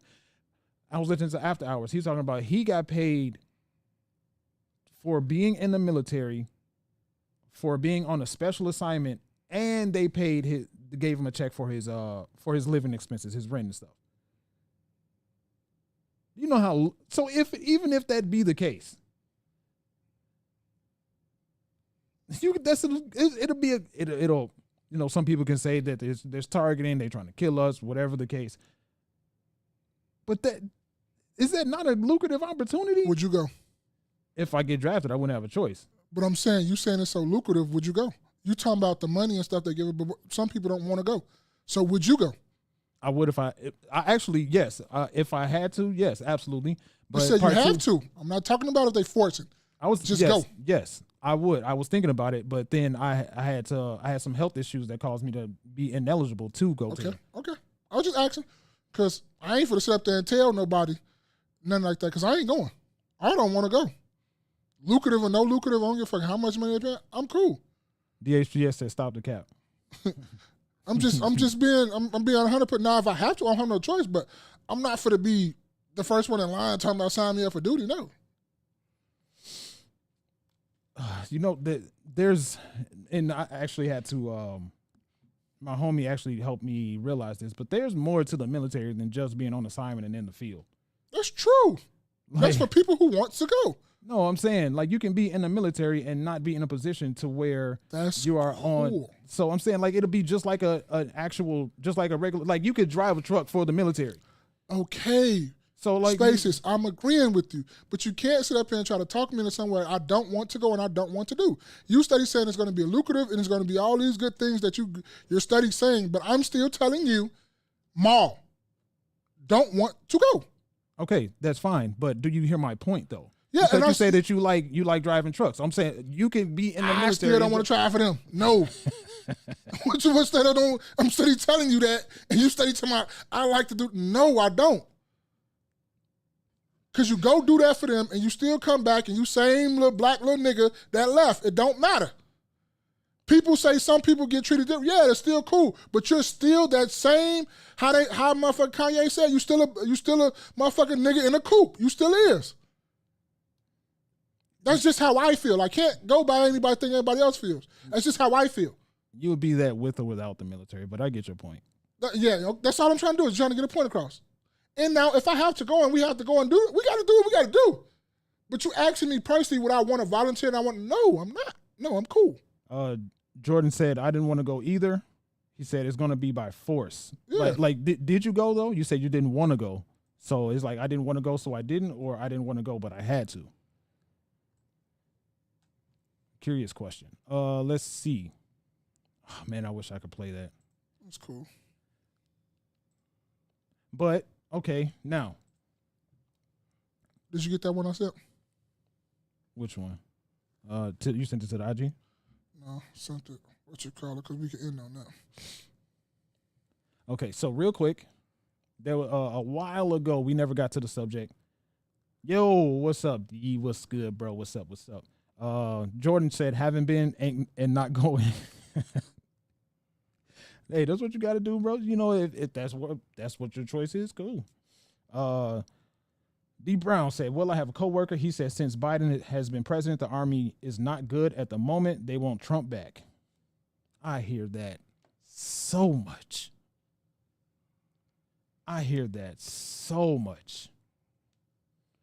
But just like Be Humble is saying, he said that's not true. So I mean, this is individual experience. We don't need to get into the nuances of that. But I've heard both ends. If I had 10 people to talk about their experience in the military, 8 to 9 of them would say they want Trump back. 1 to 2 of them would say it's not been too much of a difference since they've been in, if they experienced both aspects of leadership. He said, B. Hope said, it's just the people you're talking to are Trump fans. I think that's a little bit of an assumption, bro. No, it's not. That's the truth thing. Because if you hate Biden, you hate Biden. If you hate Trump, you hate Trump. It's very rarely that you see people in the middle and just say both of them say shit wrong. Most of the time, motherfuckers just say, oh, Biden is this, Sleepy Joe this, the Democrats this. They don't never say what the Republicans do wrong. And then vice versa. When you're a Republican fan, you say everything that the goddamn Democrats do wrong and don't say nothing about your own party. And that's a straight fact. I'm with Be Humble on that. Those are facts. It's very rarely that you see somebody that's just in the middle that's voting their interest. They steady going by party instead of voting their interest or what they can do for you. That's not true. Okay. Because people I was listening to what's her name? The lady that we were just talking about that is a single mother on purpose. Ebony K. Williams. She has a podcast. And every time even with Taraji P. Henson, you know what? I got a video that specifies that.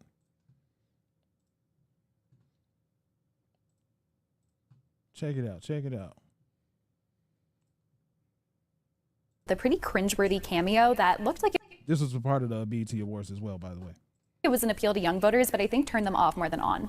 No, Taraji. Now, you know I wouldn't do that, especially not to a fellow bison. The real, ain't you? You know. In a 2-minute segment, which included a fake FaceTime call with host Taraji P. Henson, Kamala Harris kind of flung around slang and seemed to try to be cool and with it in a way that felt super unnatural and had a lot of people on Twitter criticizing her and calling her out for kind of pandering to younger voters. I know you've been traveling across the country. What? First of all, Taraji P. Henson is like 40-something. Hold on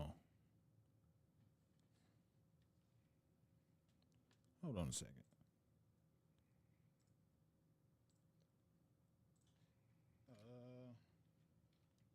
Let's see.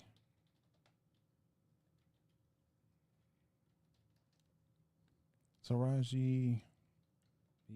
Henson.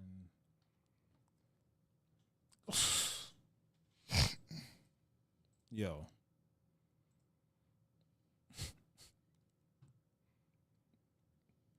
Yo, come on, man.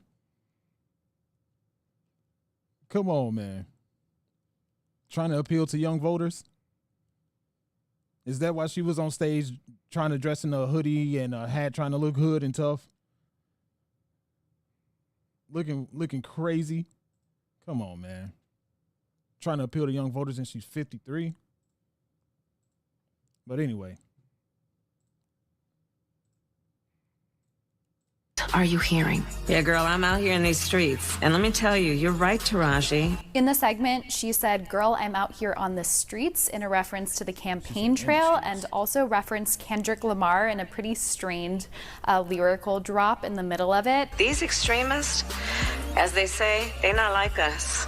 They not. And I think that more than anything, it seemed a little bit awkward and an attempt to reach young voters who have really been turned off by a campaign that seems to be marked by old age and concerns about Biden's candidacy. Young voters consistently say that that's their biggest issue with the current Democratic ticket. I don't think rolling out the VP and attempting to, and I think it's pretty clear what the campaign strategy is here, to get out there to drop references to Kendrick Lamar to try to say, oh, well, just don't look at Biden, but here's Kamala and she's relatively young and with it. But I think more than anything, it seemed to be pretty pandering.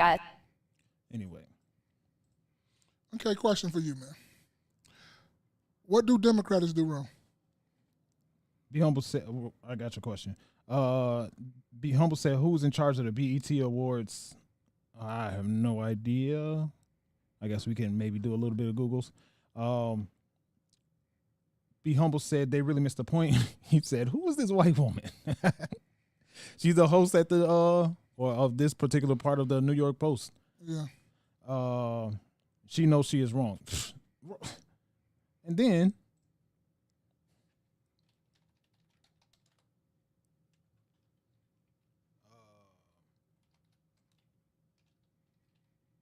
let's see. Come on, man. Come on, man. Stop it. Are we really? Taraji 59. I'm sorry, Taraji 53, and she's 59. Trying to appeal to younger crowd. Taraji talking about doing Not Like Us, and she's 53, trying to. It is not working out the way that they thought it would. At all. They look wild. But you said, what do the Democrats do wrong? Yeah. Give me one point that you don't dislike about the Democrats. That I don't dislike? That you dislike. I'm sorry. That's my fault. I misspoke. DHPX said Kamala Harris is not like us. So one of the things that they believe is increasing taxes on rich people. Okay. So now what's one thing you dislike about the Republicans? That they completely you think I'm biased. Okay. Because you are. I promise you, I've done this and I've purposely not said anything about it because you say everything about what the you say everything about what the Democrats don't do and do, but you never talk about the other side, bro. You got to talk about both sides if you're not going to be biased. You can't just talk about one. I'm in the middle. I don't give a fuck about damn party. What you going to do for me? Personally, me and my family, me and our culture. I don't give a fuck about the Democrats. I don't give a fuck about the Republicans. Whatever you're going to do for me, then that's when you can get my vote. I don't see nail side because both of them do wrong. Trump do just as much wrong as Joe Biden. Joe Biden do just as much wrong as Trump. And that's a fact. And most people who are on one side, who are Democrats and who are Republicans, they don't see that. They always try to say what they party do right. They don't say what they party do wrong too as well. That is a straight fact. And that's why I was telling you about people do not sit up here and they just be biased to one side and not in the middle. You don't need to be in the middle. You don't owe nail one of them shit because they ain't going to do shit for you anyway. It don't matter. So that's why I asked you, what do the Republicans do wrong? They think that it's okay to just completely leave people that need help or that aren't as fortunate as them, which is wrong. Okay. So there goes my line. Okay, so give me one more for the Democrats. I could.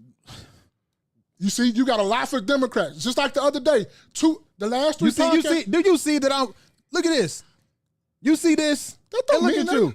That don't Look mean at you. nothing. See, this is what we got the Republican leaner right here, and we got the Democrat leader right there. Quit trying to spin it. No, quit trying to spin it, nigga. Quit trying to spin it, my nigga. Because I'm sitting up here and I've been listening to you the last three pods, and that's what you've been doing. Yes, I am right leaning. Yes, you've been okay. So right leaning. Yes. Do you know what right leaning means? Stand on business then. Stand on business and keep the same energy. No, you don't, because you were just saying that was totally wrong when I just said what I said. You said that's totally wrong when you've been doing that purposely. You've been doing that. I listened to Ebony K. Williams' podcast, and when she's talking about the things that Republicans are standing up against, it's all specific to her and her own interests. When Taraji P. Henson talks about why people should support the Democratic Party, it's all specific to her specific interests and the interests of women specifically on both of their parts. And I can agree with that if you can agree with that. But if you want to sit up here and say that you're not doing that when you are doing that, you did that the last three pods, bro. I listened and I didn't say anything. I am right leaning. I just said that. But you just said that after I tried to correct you. When I just went on the rant before that, I wish we could rewind it right now. When I said people from the Republican side don't say what the Democrats do wrong. I agree with that. No, you did not. You just said that wasn't true. I agree. You said that wasn't true, Spaces. I promise you I wish we could rewind it right now. You said that wasn't true. No. What you were saying is if people rock with Democrats, they're going to vote Democrats. People rock with Republicans, they're going to vote Republicans. I say people vote on their, well, people vote for multiple different reasons. People vote because they don't know what's going on, and a lot of people vote one side because they don't like the other side. Don't even know what the side that they're voting for stands for. Most people don't even know what Davi, am I right? You talking about me or you talking about Spaces? Which one of us is right? Because I know it. I listened to him say that. I wanted to do it purposely to hear him say it because I knew that's what he was going to say. Then you change your thing up and say, I'm more leaning towards this way. And that's cool if you are, bro. I'm gonna fuck with you either way. But don't sit up here and try to switch like you didn't say that. You did just say that. Whatever. My final stance on that is, you said people, because if we want to be specific, You said it don't matter, whatever, and they don't have the best interest at heart and all that stuff. So DHPX said you did say that spaces. I'm giving context now because you're puzzle piecing things together that aren't in the right way. Do I have all the smoke for Democrats? Yes, I do. Am I right leaning? Absolutely. Okay. Some people vote for their own best interest. Most people that know are educated about politics and policies and stuff, they vote their own best interest. There are people that do that. There are most people that vote because they don't like the other side. I'm looking at the specific information and how things go when we're under certain leadership, and I see that the people that keep the carrot in front of black people's heads and don't end up not giving them what it is that they say that they're going to do. They specifically specify things for black people while they're trying to get in office, and then they don't when they are in office. Shout out to Barack Obama. And look, that's all I'm saying. Like, remember when last time you said about keep that same energy? That's all I'm trying to get you to do, my brother, is keep that same energy. If you lean that way, lean that way. That's what you fuck with. Don't sit up there and try to straddle the fence and jump in a double dutch or nothing like that, because that's what you just did. You can look at your face all you want to like that. That's exactly what you just did. And when you go back and you look at this, you're going to be like, yeah, Ma, you was right. Because that's exactly what you just did. I watched you and didn't say nothing purposely because I knew that's what you was going to do. And I just trying to get you to say, because if you're going to lean that way, bro. It's okay. It's fine. It's perfectly fine. You still my nigga. Yeah. Nigga, you trying to look out for your pockets. You voting for your best interest. That's cool. I'm with that. Because I'm going to do the same thing. But don't sit up here and don't stand on business and don't keep that same energy. That's what you just did. I'm going to be straight up with you, man, because I've been... Keep that same energy. That's all I'm saying. Paying attention to this whole thing, and I don't know what you're talking about that I'm... No, that I'm just saying. Standing on business about that. I said because earlier I said this, and then now I'm saying that. No, I don't know what you're talking about. But, look, Spaces, listen to me. Listen to me out closely. When I just went on that rant about people from the Republican side say everything the Democrats don't do right? Yes. Everything from the Democrat side say everything the Democrats don't do right. Yes, right? I agree that. Okay, and I was saying people don't just straddle the fence and stay in the middle. You said that I was lying. That wasn't true. Because I was talking about I gave specific names on people that vote specifically. But see, that's what I was talking about, though. All right, bro. Go ahead and move on to things. Because that's not what I was talking about. And you knew that was not what I was talking about. I was not talking about Taraji P. Henson. I was not talking about Kamala Harris. I was talking about specifically people, period, all over the world. People that is just totally over here and people that's just totally over there. Not anything else. I was talking about Pacific, whoever you with. That's the group you say them the enemies. It's like them the ops. They cannot do no wrong. Our group is right, they're wrong, and we ain't gonna even say nothing. You're not in the middle. And that's what I was talking about. Your words specifically were, people don't straddle the fence. And then you tell me don't straddle the fence. You said people, I just lost it. But anyway, hold on, let me catch up with, we behind on the comments. Let's see. Be Humble said, I think one major thing blacks don't want to talk about is the Dems gave the LGBTQ community rights. And guess who was the champion of it? You're right. I'm not going to sit up there and say you're wrong. You're right. D. Brown says, Republicans tell what they're going to do and half do things. DSPS said, just different wings on the same bird. Facts. Yeah. Republicans, D. Brown, Republicans can probably take over if they leave the abortion junk alone. You know what? I think that's what, from what I understand about the overturning of Roe v. Wade, it was taking the control of it out of the government's hands and making it a state level control thing. So, if you ask me, that's what it was with the overturning of Roe v. Wade. It's like, we don't want no parts of this anymore. Y'all handle that on the state level. Then we got other stuff to take care of. That's what I gather from it, but I'm probably wrong. Let's see. Be Humble said space makes the point. DHPX said you did. D. Brown. Be Humble. Barack did that LGBT. I didn't even read that comment. Did I not say that name earlier? Be humble. Barack did that. LGBTQ. He could have did that. Trump did pass the weed law, which him and Michelle was getting fried in the White House. Ooh. Let's see. D Brown. No, Be humble said to D Brown. He did that was most of them white and bring votes to the Dems. Most of them are white and bring votes to the Dems. Be humble said that's selfish when you vote for your own best interest when you have a family. Exactly. And that's what I hear when I was listening to Ebony K. Williams' podcast. She wasn't talking about anything that was specific to everybody, anything that affects everybody. She's talking specifically about women's rights. Which is an important thing. Don't get me wrong. She's specifically talking about women's rights and specifically about abortion.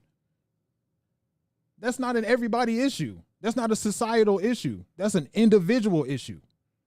But I'm probably wrong. Be humble said, how are you right leaning and you don't want them to take the rich money? Because What? When you say how you right leaning and don't want them to take the rich money? Because right leaning means you're leaning towards the Republican side. If I'm not mistaken, I could be wrong. No, I'm not laughing at that. I'm laughing at what he said. What? Me too. That's what I'm like. I don't like. Yeah, but I say that because that's wrong. Like if I'm making what I'm making right now, and I'm getting taxed at this level, and then I end up making $300,000 a year, and now my tax percentage increases. That's wrong. But the tax don't really get taxed like that though. The rich, don't really get taxed like that though. You got to have some conversations with rich people, bro. People that live rich people that live in certain states, like specifically California, are leaving because of tax issues. But you think they really told you everything that they taking tax out of? Because I heard that you can really write the tax code and know what you're doing. If you got a business, you're not really paying them much taxes. Yeah, you can. Yeah, if you know, if you know what you're doing. So, is they really taking their money there? If they know the tax code, they got good tax attorneys. I imagine if that were the case, then they wouldn't move. Because I know they sitting over here hitting me over the head, and I'm not near where they at. And it's only going. Listen, for real, because I don't even like looking at my paycheck, bro. They doing me dirty. I swear I don't even like looking at my paycheck because I see how much I make gross and then how much I make net and how the gap in between. What? So, and that's where I'm making right now. So you're telling me that gap is going to be even bigger if I start making $300,000 a year? That's wild. Let's see. He said, why do you care about rich people's money? Space is called out 44. You can't do it for minorities. I don't know what you mean. Be humble. You can only do it for the majority. That's how all people operate. And that's what I'm saying. When I look at these political issues, I jump back and ask myself, does this affect a wide range of people or does this affect specific people? Let's see. D Brown says, because we definitely need the stand your ground law in Illinois. That'll never happen. What's the stand your ground law? The shit they got in Florida. I mean, you can stand your ground. So if somebody come out there and they trying to like harm me or something like that, if I can stand right there and stand my ground, I can take their life. But in Illinois, if you can retreat, you got to retreat. But in Florida, you don't have to retreat. I think if I'm not mistaken, if that's how it goes, I think it's in the laws or something like that. Just go put stand your ground law. Hold on. Do you know if Florida is a Democratic or Republican state? It's a Republican state. Oh, it's Republican? Okay. I think it's a Republican. I don't know. It might have changed. I don't know. Let's see. Florida. Oh, here it is. Red or blue state, 2024. In addition, Republicans won statewide offices by double-digit margins in 2022 midterms. Thus, Florida is widely expected to remain in the Republican camp in November 2024 election. There we go. Okay, so it's red. Okay, I get it. Because you know the red side is They gun friendly. yeah. They're gun friendly. Now let's see.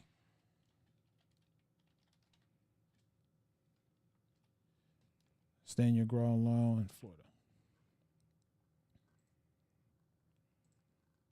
All right.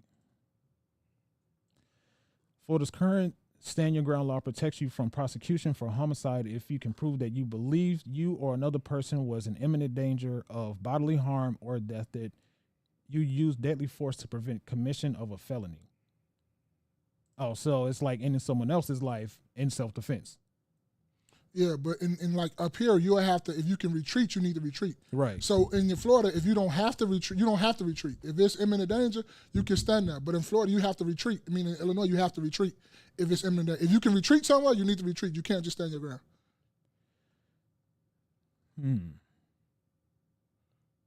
Yeah, I might need to. Oh, here it is. Just off of this little clip right here. Though Illinois does not have a stand your ground statute, the Supreme Court has held that there is no duty to retreat before using force in public. You better retreat. You don't want them problems, especially if you can. Go ahead and do it. Well, got a whole lot of time for that. We don't got much time left. Excuse me. Be Humble said there is no women's rights. Abortion is a white issue. The middle class pays more taxes. Yes. Middle class, yes. Middle class is going away. It's going to be either you're rich or you're poor. The rich pays less taxes by percent. We'll have to do a separate study for that. What is that? He said the richest pay less taxes by percentage. They do. I agree.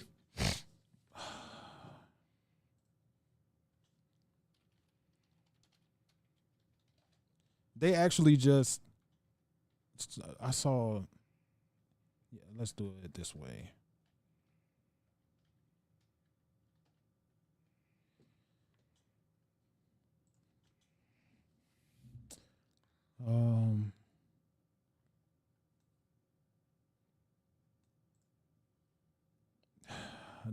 There's an actual graph. Let's see. It's about getting right with God. Okay, well, I mean, we could just go off of this. It's civicfed.org. Proposed marginal rate, 4.75, 4.9, 4.5, 7.75, 7.85, 7. As the income increases, the tax percentage increases. And this is specifically in the state of Illinois. And this was June. The following table shows the new Illinois individual income tax rates passed by legislature and enacted June 5th, 2019. The more money you make, the more you get taxed. Unless I'm reading this wrong, or this is not what I should be looking at. Like, and from what I'm hearing, specifically from the State of the Union address, the words used by Biden was the rich should pay their fair share. What is fair share? Because according to that, the rich already have the higher percentage. But maybe I'm reading something wrong. I don't know. Let's see. D. Brown said, you heard Trump said that the mall, he said, yo, D. Brown, you got me out here looking like I can't read, bro. He said, you heard Trump said that the mall, he said he used the same formula that Clinton's wife used. I get what you're saying. What is he saying? It's like the same tax formula? Yeah, same tax. Oh, okay. We didn't pay that much tax. Let's see. 45 said some of the stupidest stuff. D. Brown goes back to Republican states only goes back. The Republican states only have that. Footy edits. What's good? He said, what is this stream about? You gotta my bad. You gotta rewind and hit that times two, my guy. But welcome to the stream. DHPX said it's about getting right with God. Be Humble said Trump lowered the tax rate for the ultra rich. from 28% to 21%. Trump wants to lower to 20%. I don't see the issue.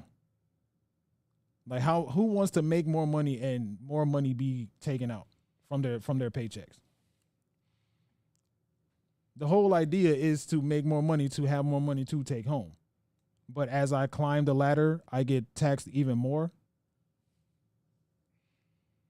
Inflation will go up even more. See, He ain't think all that through. He ain't think about the business that they do. He ain't thinking about the stuff that they write off. He don't think about all that other stuff. That's what Be Humble is talking about. Be Humble is not just talking about your base salary. He's talking about all the tax codes that, man, I'm sitting up here throwing up. Yeah, I was about to say. He's sitting up here. Be Humble is talking about all the tax codes that they are able to use because they have businesses and all this other stuff. Like they can pay themselves at this lower wage or whatever not to get taxed when you're sitting up here making all this money from a business or something like that. Anybody can do that. Literally. All right, man. Yeah, you're right. Anybody can. All right. I don't know what else to keep. Like we using common sense here, man. You sitting up here because you're talking about, like you say, you're on that side, so you're talking about what they're talking about. We talking about like everyday people don't have that money to like do all that though. You don't have to have money to have a business, to start a business. Starting a business is absolutely free. You can literally go on your Secretary of State website, get an EIN number for a business and do that. Bro, it does not take a lot of money to do that at all. And I push back on the idea of people not having a whole lot of money to start a business because people waste far more money on stuff that they shouldn't be doing than what they should be doing for themselves. Anyway, we can look at, man, more money is wasted on stuff that is not supposed to be, that people should not or didn't need to do. Like what? Shall I quote the Dr. Umar? I have a video on my phone of him talking about the spending. I asked you what you talking about. Give me an example. I'm just asking for an example. That's all.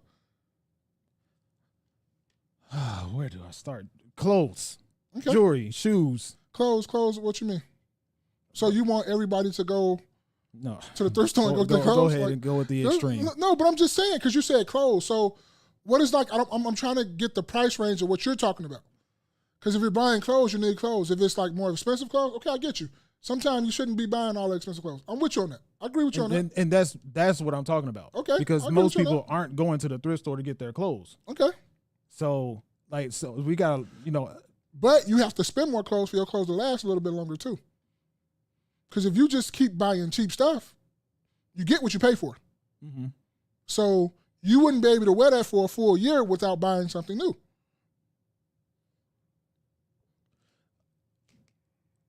There's a in between of, and a lot of it is how well you take care of your stuff too, right?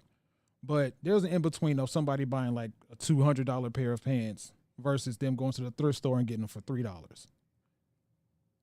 So you can buy a $20, $25 pair of pants and those things last you an exceptionally long time. Whereas you can get a $200 pair of pants and they rip just like you get a rip in them for one reason or another, just like you would with a $20, $25 pair of pants. I'm just not the person to tell people how to spend their money.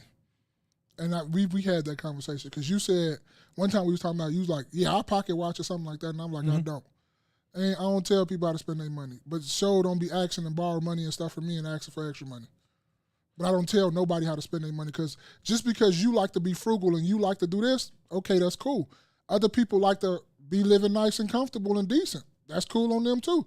It's whatever you can afford. Yeah, but those same people would say, yeah, I'll buy a $200 pair of pants, but I won't put that money towards a business so I can start making my finances so I can eventually basically lower my tax rate.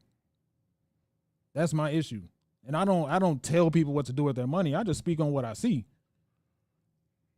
Like people will complain about not having money, but then you look at, they got all these fresh clothes on, the super nice car, or going on vacation and all that stuff. So you gonna, I don't get it. But hey, to each his own, man. Hey, do what you think is best for you, man. But just know, Spaces is watching. He's watching. Especially if you're trying to tell me that He's you don't watching. got money to do something that's free. Me, I don't give two shits. I don't give two shits about what you do with your money, because I don't sleep with you. You don't live with me or nothing like that, so I don't care. Be Humble said, when presidents make a decision, sometimes it doesn't affect the country until 2 years later. Yes, I agree with that. Yeah, because Absolutely. all this stuff that's going on right now, Biden didn't do all this shit. This is all Trump doing. What you mean? Every president that gets into office is not their doing just yet. You won't see what they did until another 4 years. So all this stuff is what Trump's do, because it goes in normally 4 to 8 year sprints, right? So Obama's first term, we really didn't see none of that action. But his second term, we started seeing everything he was implementing in and how it was affecting. Same thing with Trump. Trump only got 4 years.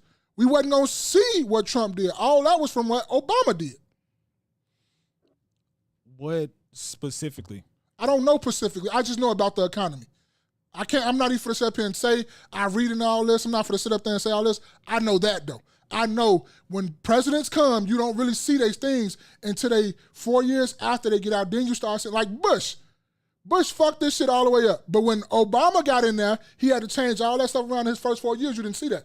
But the next 4 years, you start seeing implements of what he was trying to do and what he was doing. Then when Trump came, you seen all the benefits of what you call it did. Now we seeing all this shit that Trump fucked up. We seeing it with Biden. Well, see, I need an example. Just like you asked me for example. I don't know, but I'm not going to sit up here and say like I know. I don't know. But I know that's how it works. Because I don't disagree. I just need to. So you don't disagree, but you. Because I'm not the person that's so stuck on my opinions that I can't be proven wrong. So if you give me an example that makes sense, then I'll be like, okay, I see you're right. I see your point. I agree with that. I don't know in particulars though. I can't tell you. That's why I say I can't tell you particulars. But I just know how the economy be working and how when you just sit back and you just look at it, and you've heard plenty of like commentators and stuff like that say the same thing. Like you won't see this stuff happening for another 4 years. Mm-hmm. Just like when they was talking about the Harriet Tubman 20s. Even if they would have printed them, we wouldn't have started seeing them into circulation until 4 years after that president left. Harriet Tubman. I never heard of that, Harriet Tubman. They was talking about putting Harriet Tubman on the $20 or the $5 bill. $20. Oh. Something like that. Okay. Let's see. D. Humble said the lower tax rate is killing us. When presidents make a decision, it sometimes doesn't take effect until 2 years later. D. Brown, plus people like us eventually going to retire. That should be put into our retirement or 401k or pension. When inflation goes up, your retirement funds should go up. Be Humble said 401k won't. It basically, what you put in the pension may go up due to inflation, as my military does go up because of inflation. Okay, good information. Even the Afghanistan withdrawal. That was Trump's doing, and he bragged about that decision at first. D. Brown, young people, that's some young people, that's something they got to worry about. Plus, they trying to take pension away. Yes, a lot of companies are. I know that for a fact. A lot of companies are. Like, if you didn't get hired around a certain time, then you don't get a pension. Like, if they offered a pension and a 401k, what some companies do, you don't get that pension anymore. You'll get a 401k. So yeah, it's wild out here. People saw the stimulus checks and money clouded a lot of people's minds. All right. We're past the 2 hour mark. You got anything else? Or you good? Oh, you know I got other stuff, but what's one more thing? You can go one more thing if you want to. No, it's cool. It's cool because it's more. Well, okay. I'll do this. I'll do this one thing because I said I was gonna show you guys this video, and a long time ago, a few streams ago, and here it is. Thank you. I just gotta hear the words. Oh, wow. We have all women here today in the audience. Thank you. Oh, what? In the audience? Okay. Thank you, ladies. You care a little too much.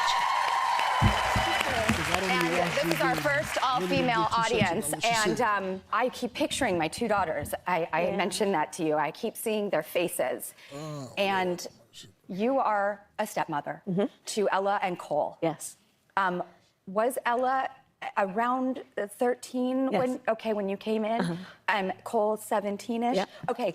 I have such an investment in this question because I too am in a beautiful dynamic. My children's stepmother. Wait, does it look like she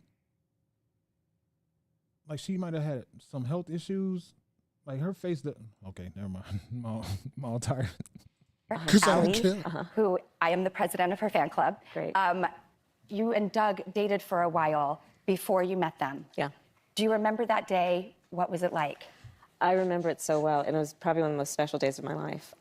First of all, I'll tell you, we kind of don't use the term step, because I just think I love Disney. However, Disney kind of messed that up, for a lot of us over the years. The evil step parent, and their word for me is Mamala, and so they call me Mamala. But The HBS said Drew looking like Drake. Facts. I ain't even think about that. That's a fact, G. That's a fact. That's a fact. That's just how Drake looked. I'm not gonna lie when I sent that picture. Doug and I dated for a while before I met the kids for a very specific reason. His what, parents have man? been married 65 years. I did not know. Hold up. A what, man? Wow. Okay, so black people voting for Kamala because she's black, but she's with a white man. Okay, all right. People got all smoke for Candace Owens, though, right? Ooh, Okay. Lord have mercy, bro. Same people got smoke for Kamala Harris, too, bro. Don't do that. I'm not going to I'll let you get away with it. But a lot of people say the same exact thing about Kamala Harris, bro. Don't do that. And don't sit up here and act like you never heard that before. I have not. Okay, Spaces. Go ahead and play the clip. I have not heard a single person talk about Kamala Harris being with a Play white the man. clip, man. Go ahead and play the clip. Bro.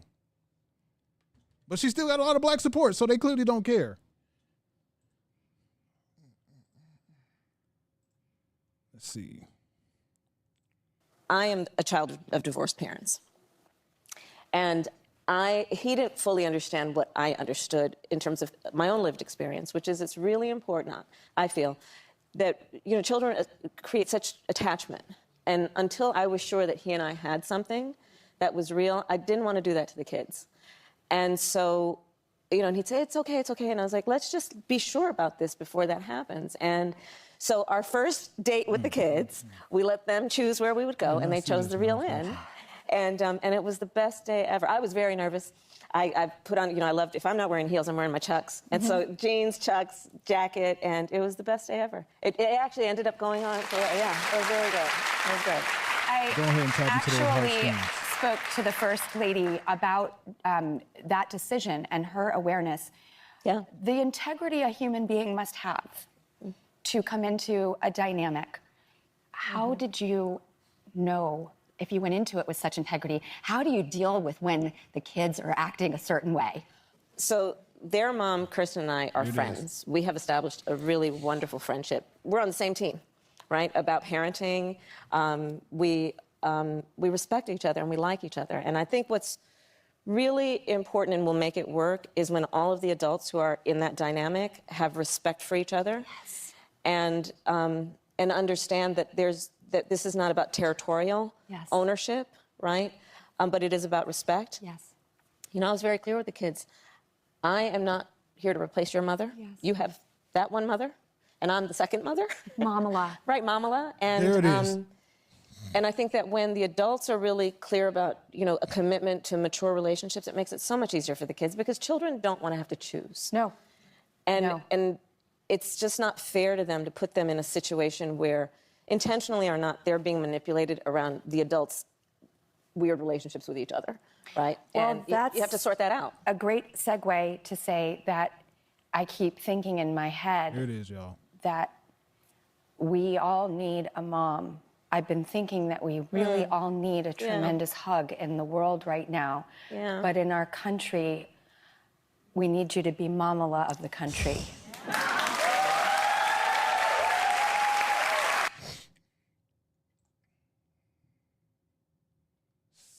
Stop, man. Stop it. I just wanted to play that because I back when I said I was going to play it, I said I was going to play it the next week because we didn't get to it, but it all tied into the skit Taraji P and Kamala Harris did, and talking about being Mamala and all. It's what's that? Mamala of the United States? Really? Okay. I know you don't got nothing, you don't really care, but that was I just wanted to show that video.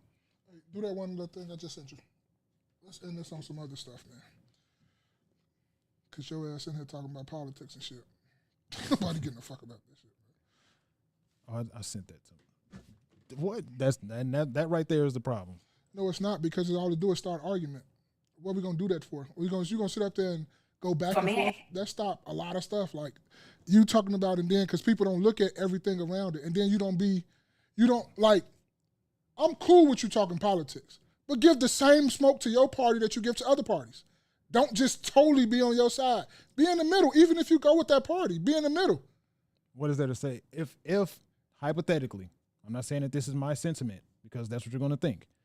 If I haven't heard something that I disagree with or I have real smoke with, then what is there to have the smoke? And that's the problem, right? See, that's like that. No, because listen. It's a hypothetical question. No, but that's the problem with the hypothetical that you just put out there, right? Do we agree on everything? No. Okay, then. So how the fuck you gonna agree with a party on everything they do? Get the fuck out of here. I asked a hypothetical question. Get out of here. No, get out of here. I asked a hypothetical. You can answer. I asked a hypothetical question. That's crazy, bro. Did I say that I did not? That I agree with 100%? That's crazy, though. Did I say that I agree with 100% of what they say? Did I say that, or did I ask a hypothetical question? Look. Did I just say you said that? Yes, I said that's crazy. I said that's crazy. I asked, do me and you agree on everything? That's impossible. I didn't say that that was me. I said hypothetically. That's the key word in that sentence. And I said that's crazy. Will said these are just people. That's crazy though. If you're a person that can agree with anybody 100% of the time and don't have no smoke for the same person that you're going with, that is crazy. That's crazy. I can't see nobody on God's green earth that I agree with 100% of the time. Not everything, no. We're not the same, no. And that's what I'm saying. Your hypothetical, I'm not saying it's you, your hypothetical is crazy. That's crazy if you cannot disagree with the party that you fucking with. That's crazy to me. That's not me. The words that I also used in that sentence, because we have to recount words here. I said, no real smoke. Like, for instance, the one thing that was people tried to make a big thing out of was the case that Trump just had, the 49 counts or 39 counts or whatever with Stormy Daniels. What is there to say about that? That's messed up. He shouldn't have did it. What is there to say? Just like I said, that's why you can't talk about politics, because motherfuckers don't want to admit that their party do just as much wrong as the other party. It's just that they like their party. Okay. And that's why so since you keep saying that because you keep aiming it at me, both parties do bad stuff. Don't say it just because I told you to say it. Because I've been saying that. No. Rewind. Nope. And I'm not talking about you. You saying that now because I keep saying You're saying it in response to what I said. No, I'm just saying. I'm not saying it to you. I'm saying that's why people don't talk about politics, because they party is particular right about everything and they're not wrong about nothing. I'm not talking about you. If a hit dog go holler, I'm not talking about you. I'm saying in particular, if you fuck with a party and you have no smoke for them whatsoever, that's why people don't talk about politics, because can't no in particular party agree that their party is fucked up in what they did. That's why people can't talk about politics, because nobody agree to disagree or just say, yeah, my party fucked up on that situation. Oh, my party fucked up on this situation. That's what I'm talking about, Spaces. I'm not saying you agree with I'm not saying you, period. I'm talking about that's why people don't discuss politics, because whoever's going for whatever politic you're going for, they can't admit that they politicians are doing anything wrong. They just follow them into a blind, dark-ass hallway. Yeah, those are extremists. And that's what I'm saying. You can't tell. That's why I don't subscribe to the Republicans. I don't subscribe to none of this. I'm just describing what's right and trying to stay in the middle. If you did something right, yeah, that's kudos to you did something right. You did something right, kudos, you did something right. I don't fuck with none one of them. I really don't care. And that's the problem. What you mean? People don't care. You care to a certain extent, though. Because you sitting up there. That's not what you just said, though. Okay, but you sitting up there, I'm just going to jump over there with them? Bro, you think they really going to do something to save you? You think the government really going to come to save us? Do they ever? I don't need to argue about stuff that I know is not going to happen. Bro, and that's the problem why I say people don't, you ain't hear me when you talking about words matter. You ain't hear me say that a long time ago. That's why people don't talk about politics, because shit like this happens where nobody can agree to disagree or just stay in the middle and strap the middle of the fence. You got to go extremely with your part. Oh, well, my party did this. Oh, well, my party did that. No, I'm not talking about that. I'm saying strictly stay in the middle. Don't be giving your crown or your vote to any party until they do something that you like and you align with. That's what I'm talking about. All that other stuff, it really don't matter to me. Cool. All right, so we're going to end it on this one.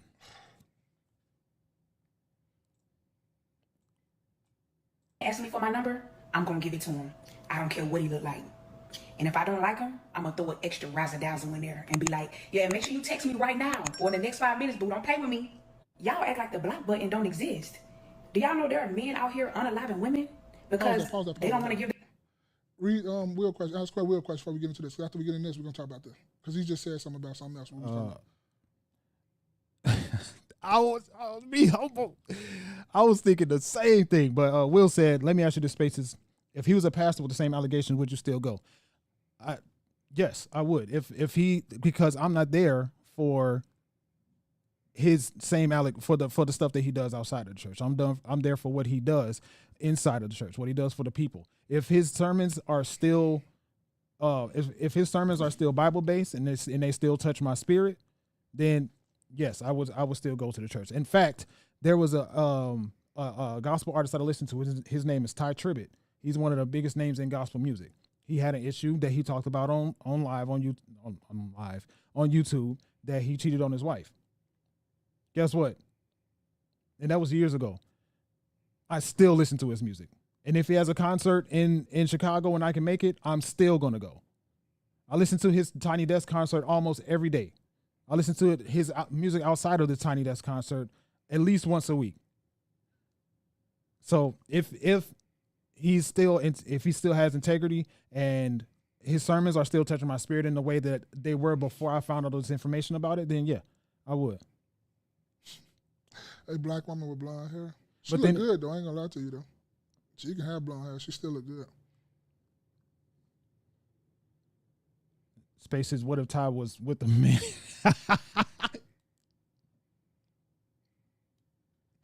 He said, "What if Ty was with a man?" So if Bishop Don Juan had a church again, you going? No, I don't. Like I would go with. You almost said I would go. What are you talking about in the church with the like? This is a constant thing with him. Like we know for a fact what he's for. Who? Bishop Don Juan. Like we know what the reputation lies with me him. Too. I'm definitely on the front pulpit. Yo, wow. Front pew. Oh Lord, man. Let's go back to this, man, because I really want to get y'all. If it's any women in the chat still too, because I ain't seen no women. I want to hear y'all response to this too. Space is going first too. Yeah, all that shit you was talking, you goddamn Republican. I still love my dog though. I fuck with him. Go ahead. Absolutely, bro. Love you. Straight Go up. ahead. I want to, because I really think this is disturbing to me. Like really, and I've heard a woman say this to me in person. Let me start it. Let me rewind it. Hold on. All right. Man ask me for my number, I'm going to give it to him. I don't care what he look like. And if I don't like him, I'm going to throw an extra razzle-dazzle in there and be like, yeah, make sure you text me right now or in the next 5 minutes, boo. Don't play with me. Y'all act like the block button don't exist. Do y'all know there are men out here unaliving women because they don't want to give their number up to these men? Baby, I don't care what you look like, how aggressive you came at me. You about to get this number. I was at the gas station and tall dude with dreads walked up to me and said, let me get your number. Not asking me, can he get my number? No, baby, he demanded it in a nice way. And even though he wasn't my type, I still gave him my number and smiled and said, make sure you text me in the next 5 minutes. Don't play with me. Oh, she Did I? And he walked off smiling. Okay. I love my life. I love my future. I love my purpose. And I'm not going to allow pride or ego to get the best of me in that moment. Is it that serious out here? This is crazy. If a man asks me for my number, I'm going to give it to him. I don't care what he look like. And if I don't like him, I'm going to throw an extra razzle-dazzle in there and be like, yeah, make sure you text me right now or in the next 5 minutes, boo. Don't play with me. Y'all act like the block button don't exist. Do y'all know there are men out here unaliving women because they don't want to give their number up to these men? Baby, I don't care what you look like, how aggressive you came at me. You about to get this number. I was at the gas station, and tall dude with dreads walked up to me and said, let me get your number. Not asking me, can he get my number? No, baby, he demanded it in a nice way. And even though he wasn't my type, I still gave him my number and smiled and said, make sure you text me in the next 5 minutes. Don't play with me. And he walked off smiling. Okay. I love my life. I love my future. I love my purpose. And I'm not going to allow pride or ego to get the best of me in that moment. Is it that? What's your thoughts? I see Sierra said I'll do the same thing. B. Humble said he'll be a deacon at Bishop Don Juan Church. That's wild. You know, that's wild. And I think in a lot of cases, as much of a anti-negative stereotype male rhetoric person I am, as much as I try to stand against the stereotypes that are put in front of men, a lot of men do fall into that the stereotype of what she was describing, because I've seen it myself. Well, men acting aggressive to get the number or something? Super aggressive. Okay. I've seen men, I'm like, that's wild, bro. Like that, as we talked about earlier, there's far more available women on the dating market than there are available men. Mm-hmm. So you don't need to be this aggressive. And it's weird because you do get that. Well, I can imagine women have come across that dude. Most women that we know together have come across that dude, at least one. Probably dude. heard some of the same stories. Yeah, that have had that creepy dude to be unnecessarily aggressive or be weird or be that person that makes them feel uncomfortable. And it's sad because even when you think about the women in your life, mm-hmm. and the fact that like Sierra just said, she said she does the same thing, so she's experienced it. Yeah, it's just sad, man. And what would you even say or do with those dudes? Like, I mean, I don't know, man. It's terrible and it's overly thirsty, and there's far more women available than men. So if that one isn't drawing off you, then find another one. Mm-hmm. So that's my thoughts for now. Yeah, I totally agree with you. Like for a woman to have to go through that, that's like horribly like wrong. Like for real. Like it's nothing like I can say oh, anything is right. And like Sierra, like Be Humble said, that's smart. And I'm sorry you got to go through that too, Sierra, but it's smart for you to just smile and just give them my number and play it off and then block them later. But that's wrong that you got to feel that way. That's dead. It's like it's no excuse for it. It's no nothing for it. I have no excuses, no nothing for that. Yeah. Not one whatsoever. At all. There's no excuse whatsoever. You should never feel pressured to give your number or give a man any type of attention. At all. Yeah, and I was thinking about the reverse of what she said, right? And how the situation goes down. Because that's how my brain works. I always think about every situation in reverse. It's just how it works. I don't do it intentionally, but that's just where my brain goes. And I also think about the amount of scenarios and situations we heard where a girl didn't give a dude her number and how the situation just went entirely left. For no reason whatsoever. No reason whatsoever. What movie was it when it was an old movie, like the Baby Boys Days movies, when a dude tried to talk to a girl and she wasn't drawing off him, and all of a sudden he said, F you then, B. Was it Boys in the Hood or Minister Society? It was one of them. It was one of them. One of them. Yeah, it was one of them. I don't remember which one. Or no, was it? It probably was Minister Society, I think. Yeah, I don't know off the top of my head, but that's wild, man. And it's to be in that position. Now, so imagine, you a girl and dude tries to get your number. You say whatever you say, because I've heard all different types of things that women do to try to get away from the dude that they're not interested in, that they don't want to give her number. And I've heard them say different things. I heard them say, I got a boyfriend. I've heard them say, tell him I'm gay. Just be honest with them and tell them you're not interested, or just smile and say no thank you. There's all these different things that I've heard. Yeah, but it's and I don't even think, even if a girl gets slick or whatever like that, I still don't think it's warranted violence. Never, no. Like, you see what Sierra just said? Sierra said, one of my friends got punched in the face because she didn't give her number. She was talking crazy to him, but I learned from her mistakes. Yeah. Smart people learn from their mistakes. Wise people learn from the mistakes of others. And that's totally, even though she got slick with him, it still don't warrant violence to my standards. Absolutely. No, it still don't warrant violence. Right. And that's crazy that you gotta deal with something like that. And I got a question off that though, right? Because I've been thinking about this too.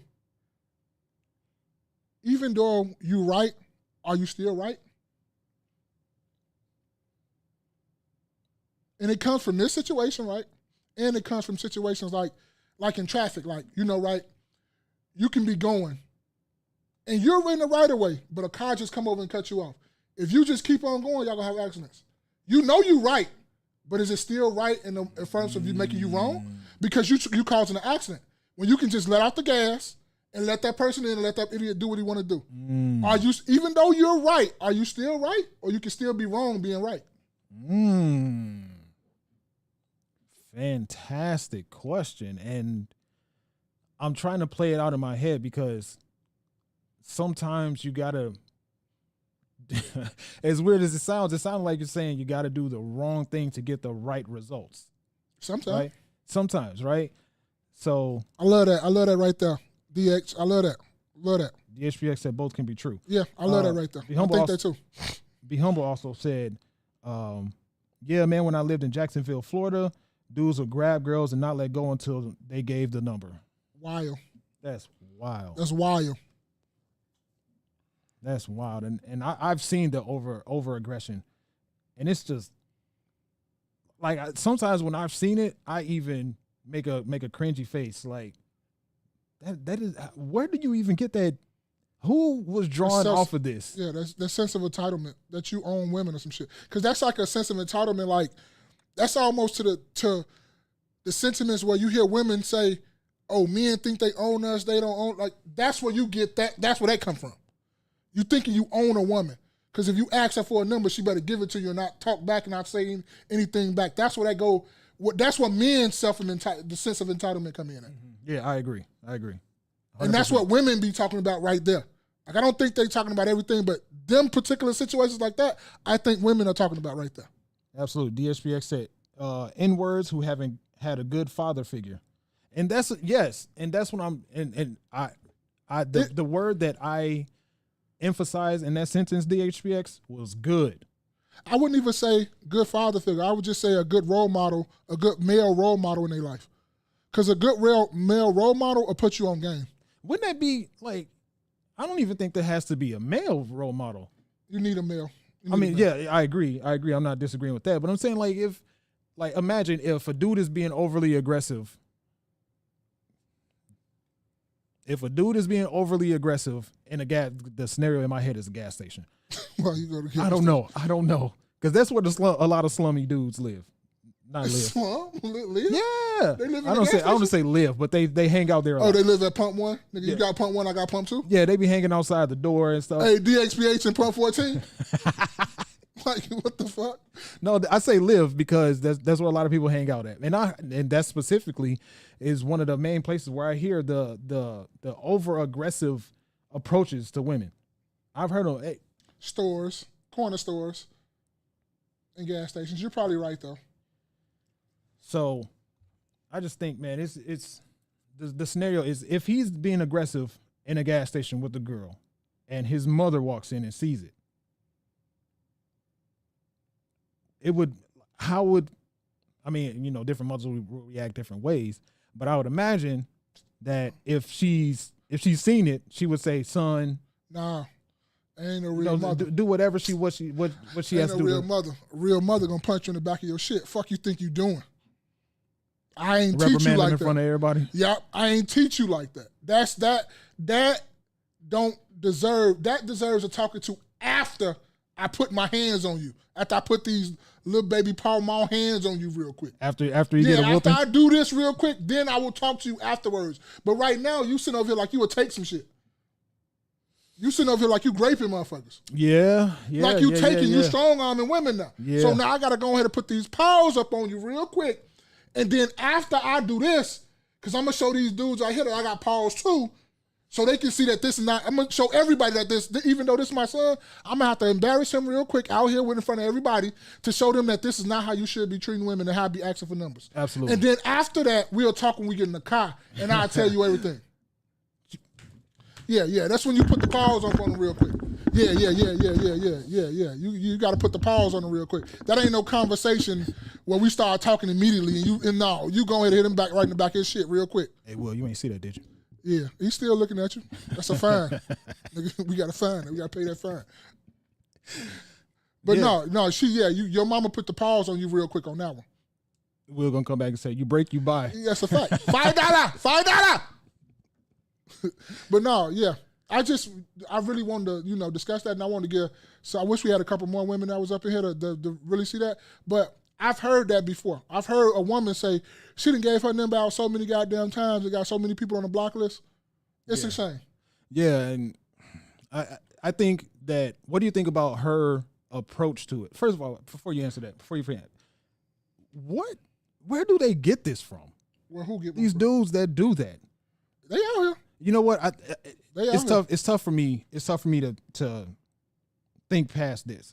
The only reason a dude would feel comfortable doing that is if he's done it to somebody else and she drew off of it. That's true.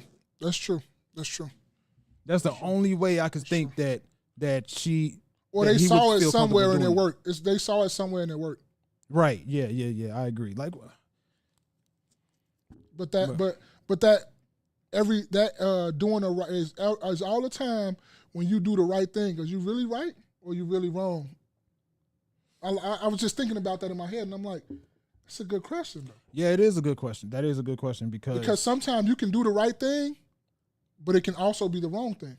You do the right thing, but it's the wrong choice. That too, but I'm just saying about. I think that's what it is. It's the right thing, but the wrong choice. Yeah. Yeah, the right thing, but the wrong choice. Yeah. Because I always use because I'm always in traffic. So I always see these cars jetting over, and I see these videos where people still run and hit them, and they're like, oh, it's your fault, but you could have backed off and let them do it you could have made the right choice and not caused the accident, but you wanted to be right so bad that you want to fuck up your car and just make it know that this person is wrong. Yep. And then come to find out at the end of it, if a collision happens and you slow down traffic, the police come and they say, "Oh, you was over this because you could have stopped. You were wrong. This is your fault." So now you got to go through all this litigation, go through the courts. And you got to pay for both cars and all this shit because your ego wouldn't allow you to just go ahead and be like, you know what, he can have that shit. I like my car. Yep. But then even in reverse, you can do the wrong thing, but it's the right choice. Yeah, that's true. You're right. So let's catch up on these comments. Let's see.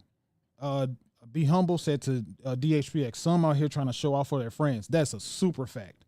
Some dudes trying to posture themselves, make it seem like they get women and all that stuff. The people that got to prove themselves are the ones that don't really have the results. Because the results speak for themselves in everything. Like you can say I'm trash at basketball, but if I'm putting up numbers, you wait, look, you can still your game can still be trash and ugly, but you just get buckets. You ever heard somebody say he get buckets? Your game can be trash. It can be unorthodox. Your shot can be broke. It can be you shoot from the hip. It can be all this stuff. But if you get buckets, you get buckets. It's just, it is what it is. Exactly. Nigga, my game ugly, but I just gave your ass crazy work. Exactly. And that's just, it is what it is. Let's see. DHPX said that's true, but at the same time, if you have a good father figure in your life, tell you that same. Can you fill it in for me? Where you at? I don't see which one you at. DHPX. Hold on. Start over. Read it again. Right here. Okay, go ahead. Read it. That's true, but at the same time, if you have a good father figure in your life and tell you that some bitch shit. Go back. Read it again. We're gonna get some good time. Go ahead. Okay. That's true, but at the same time, if you have a good father figure in your life and tell you that it's some bitch shit, tell you that you wouldn't want your mother to be treated that way. Ooh, that's a fact. That's a fact, bro. That's a fact. When Trey, was it Trey? No, whatever. And Boys in the Hood, when he started acting up in his mother and his mother couldn't control him, what did she do? Send his ass to his daddy. To his daddy. So you right, DHBX. That's the way it should be. That's the way it should be. Sometimes motherfucker need to get these paws put on them though. For real though. Let's see. DHBX, she only drew off that because she didn't know any better. We could go down a rabbit hole with that one. Yeah, that's a fact. Because she wasn't taught neither. That's not you. That's not how you supposed to be spoken to. Because DHBX said just because it works doesn't mean it's the right way. Yeah. Right thing, wrong time. Yeah, you're right. All 100, DX. 1000%, man. Yeah. Be Humble said Boys in the Hood was a great movie, but they left out a lot of details. You know, it's.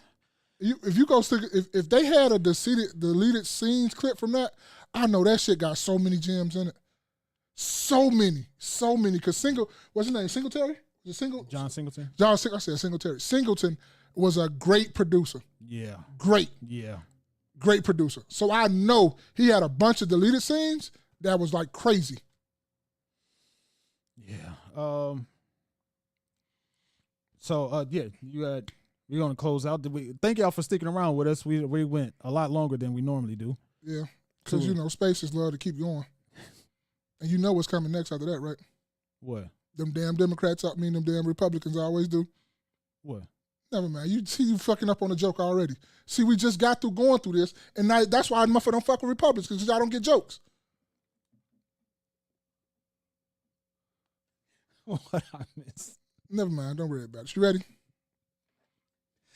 Yeah. You got the message today? Yeah, I got it, man. Hey, I got a quick word though, right, man? Because I told y'all I'll start back listening to my dog, Wall Street Trapper, too, man, as well. He's a real dope content creator that, informs you about stocks. He breaks it down to how you can, get it and you will understand it. You will do everything. He breaks it down to some of the simplest forms. And I really fuck with him on that. And I started back listening to him. And he was talking when his podcast first came on. And he was just telling a story about, how he was getting his cousin to back work out with him and go up this mountain and stuff like that, right? And he was talking about how he talked them into it. They got halfway or whatever like that. And he told them to take the picture. And he said, you need to appreciate how far you have came, right? And I just got to thinking about that. Like, damn, that's dope. Because I never really appreciate how far I've came. From 5 years ago to when I was in my mid-20s to when I first started, doing stocks to, the different cars you started to drive. You start getting better whips. You start getting better clothes. You start getting better everything, getting a little bit more money. But you never appreciate how far you came. Even when you say, oh, I want to save up 10 bands. You probably got 2,500 to 5 bands right now, but you sitting over there talking about I ain't at 10. But nigga, you at 2,500 to 5 now. You didn't have that at first. Appreciate that. I ain't saying celebrate it, but appreciate that, how far you came. When I first started in the stock market, I had $100. I put $100 in there. I'm way more over that now, but I'm appreciating the far I've came because I went back and looked over all my financials of how my money have grown. It's grown tremendously, and I took some out, but it's still growing. But look how far I've came. With the workout journey, with me doing this, with me doing that, with me doing everything in my life, I've never really looked at it, and I want to tell people out there, look how far you've came. You might not be at the finish line or where you want to be, but I guarantee you damn sure ain't where you started, and you halfway of where your goal is. But just appreciate that, how far you have came. That was very dope, and it really made me think about a lot of stuff that I've been doing in my life. I'm not where I want to be, but I'm damn sure right there I'm appreciating how far I have came because I have came a very far way. So that's all I want to say, man. Y'all keep that, just look at how far you came. You might not be at that 10,000 goal that you wanted to save, but you damn sure like 1,000, 2,500. You may be even halfway at 5 bands.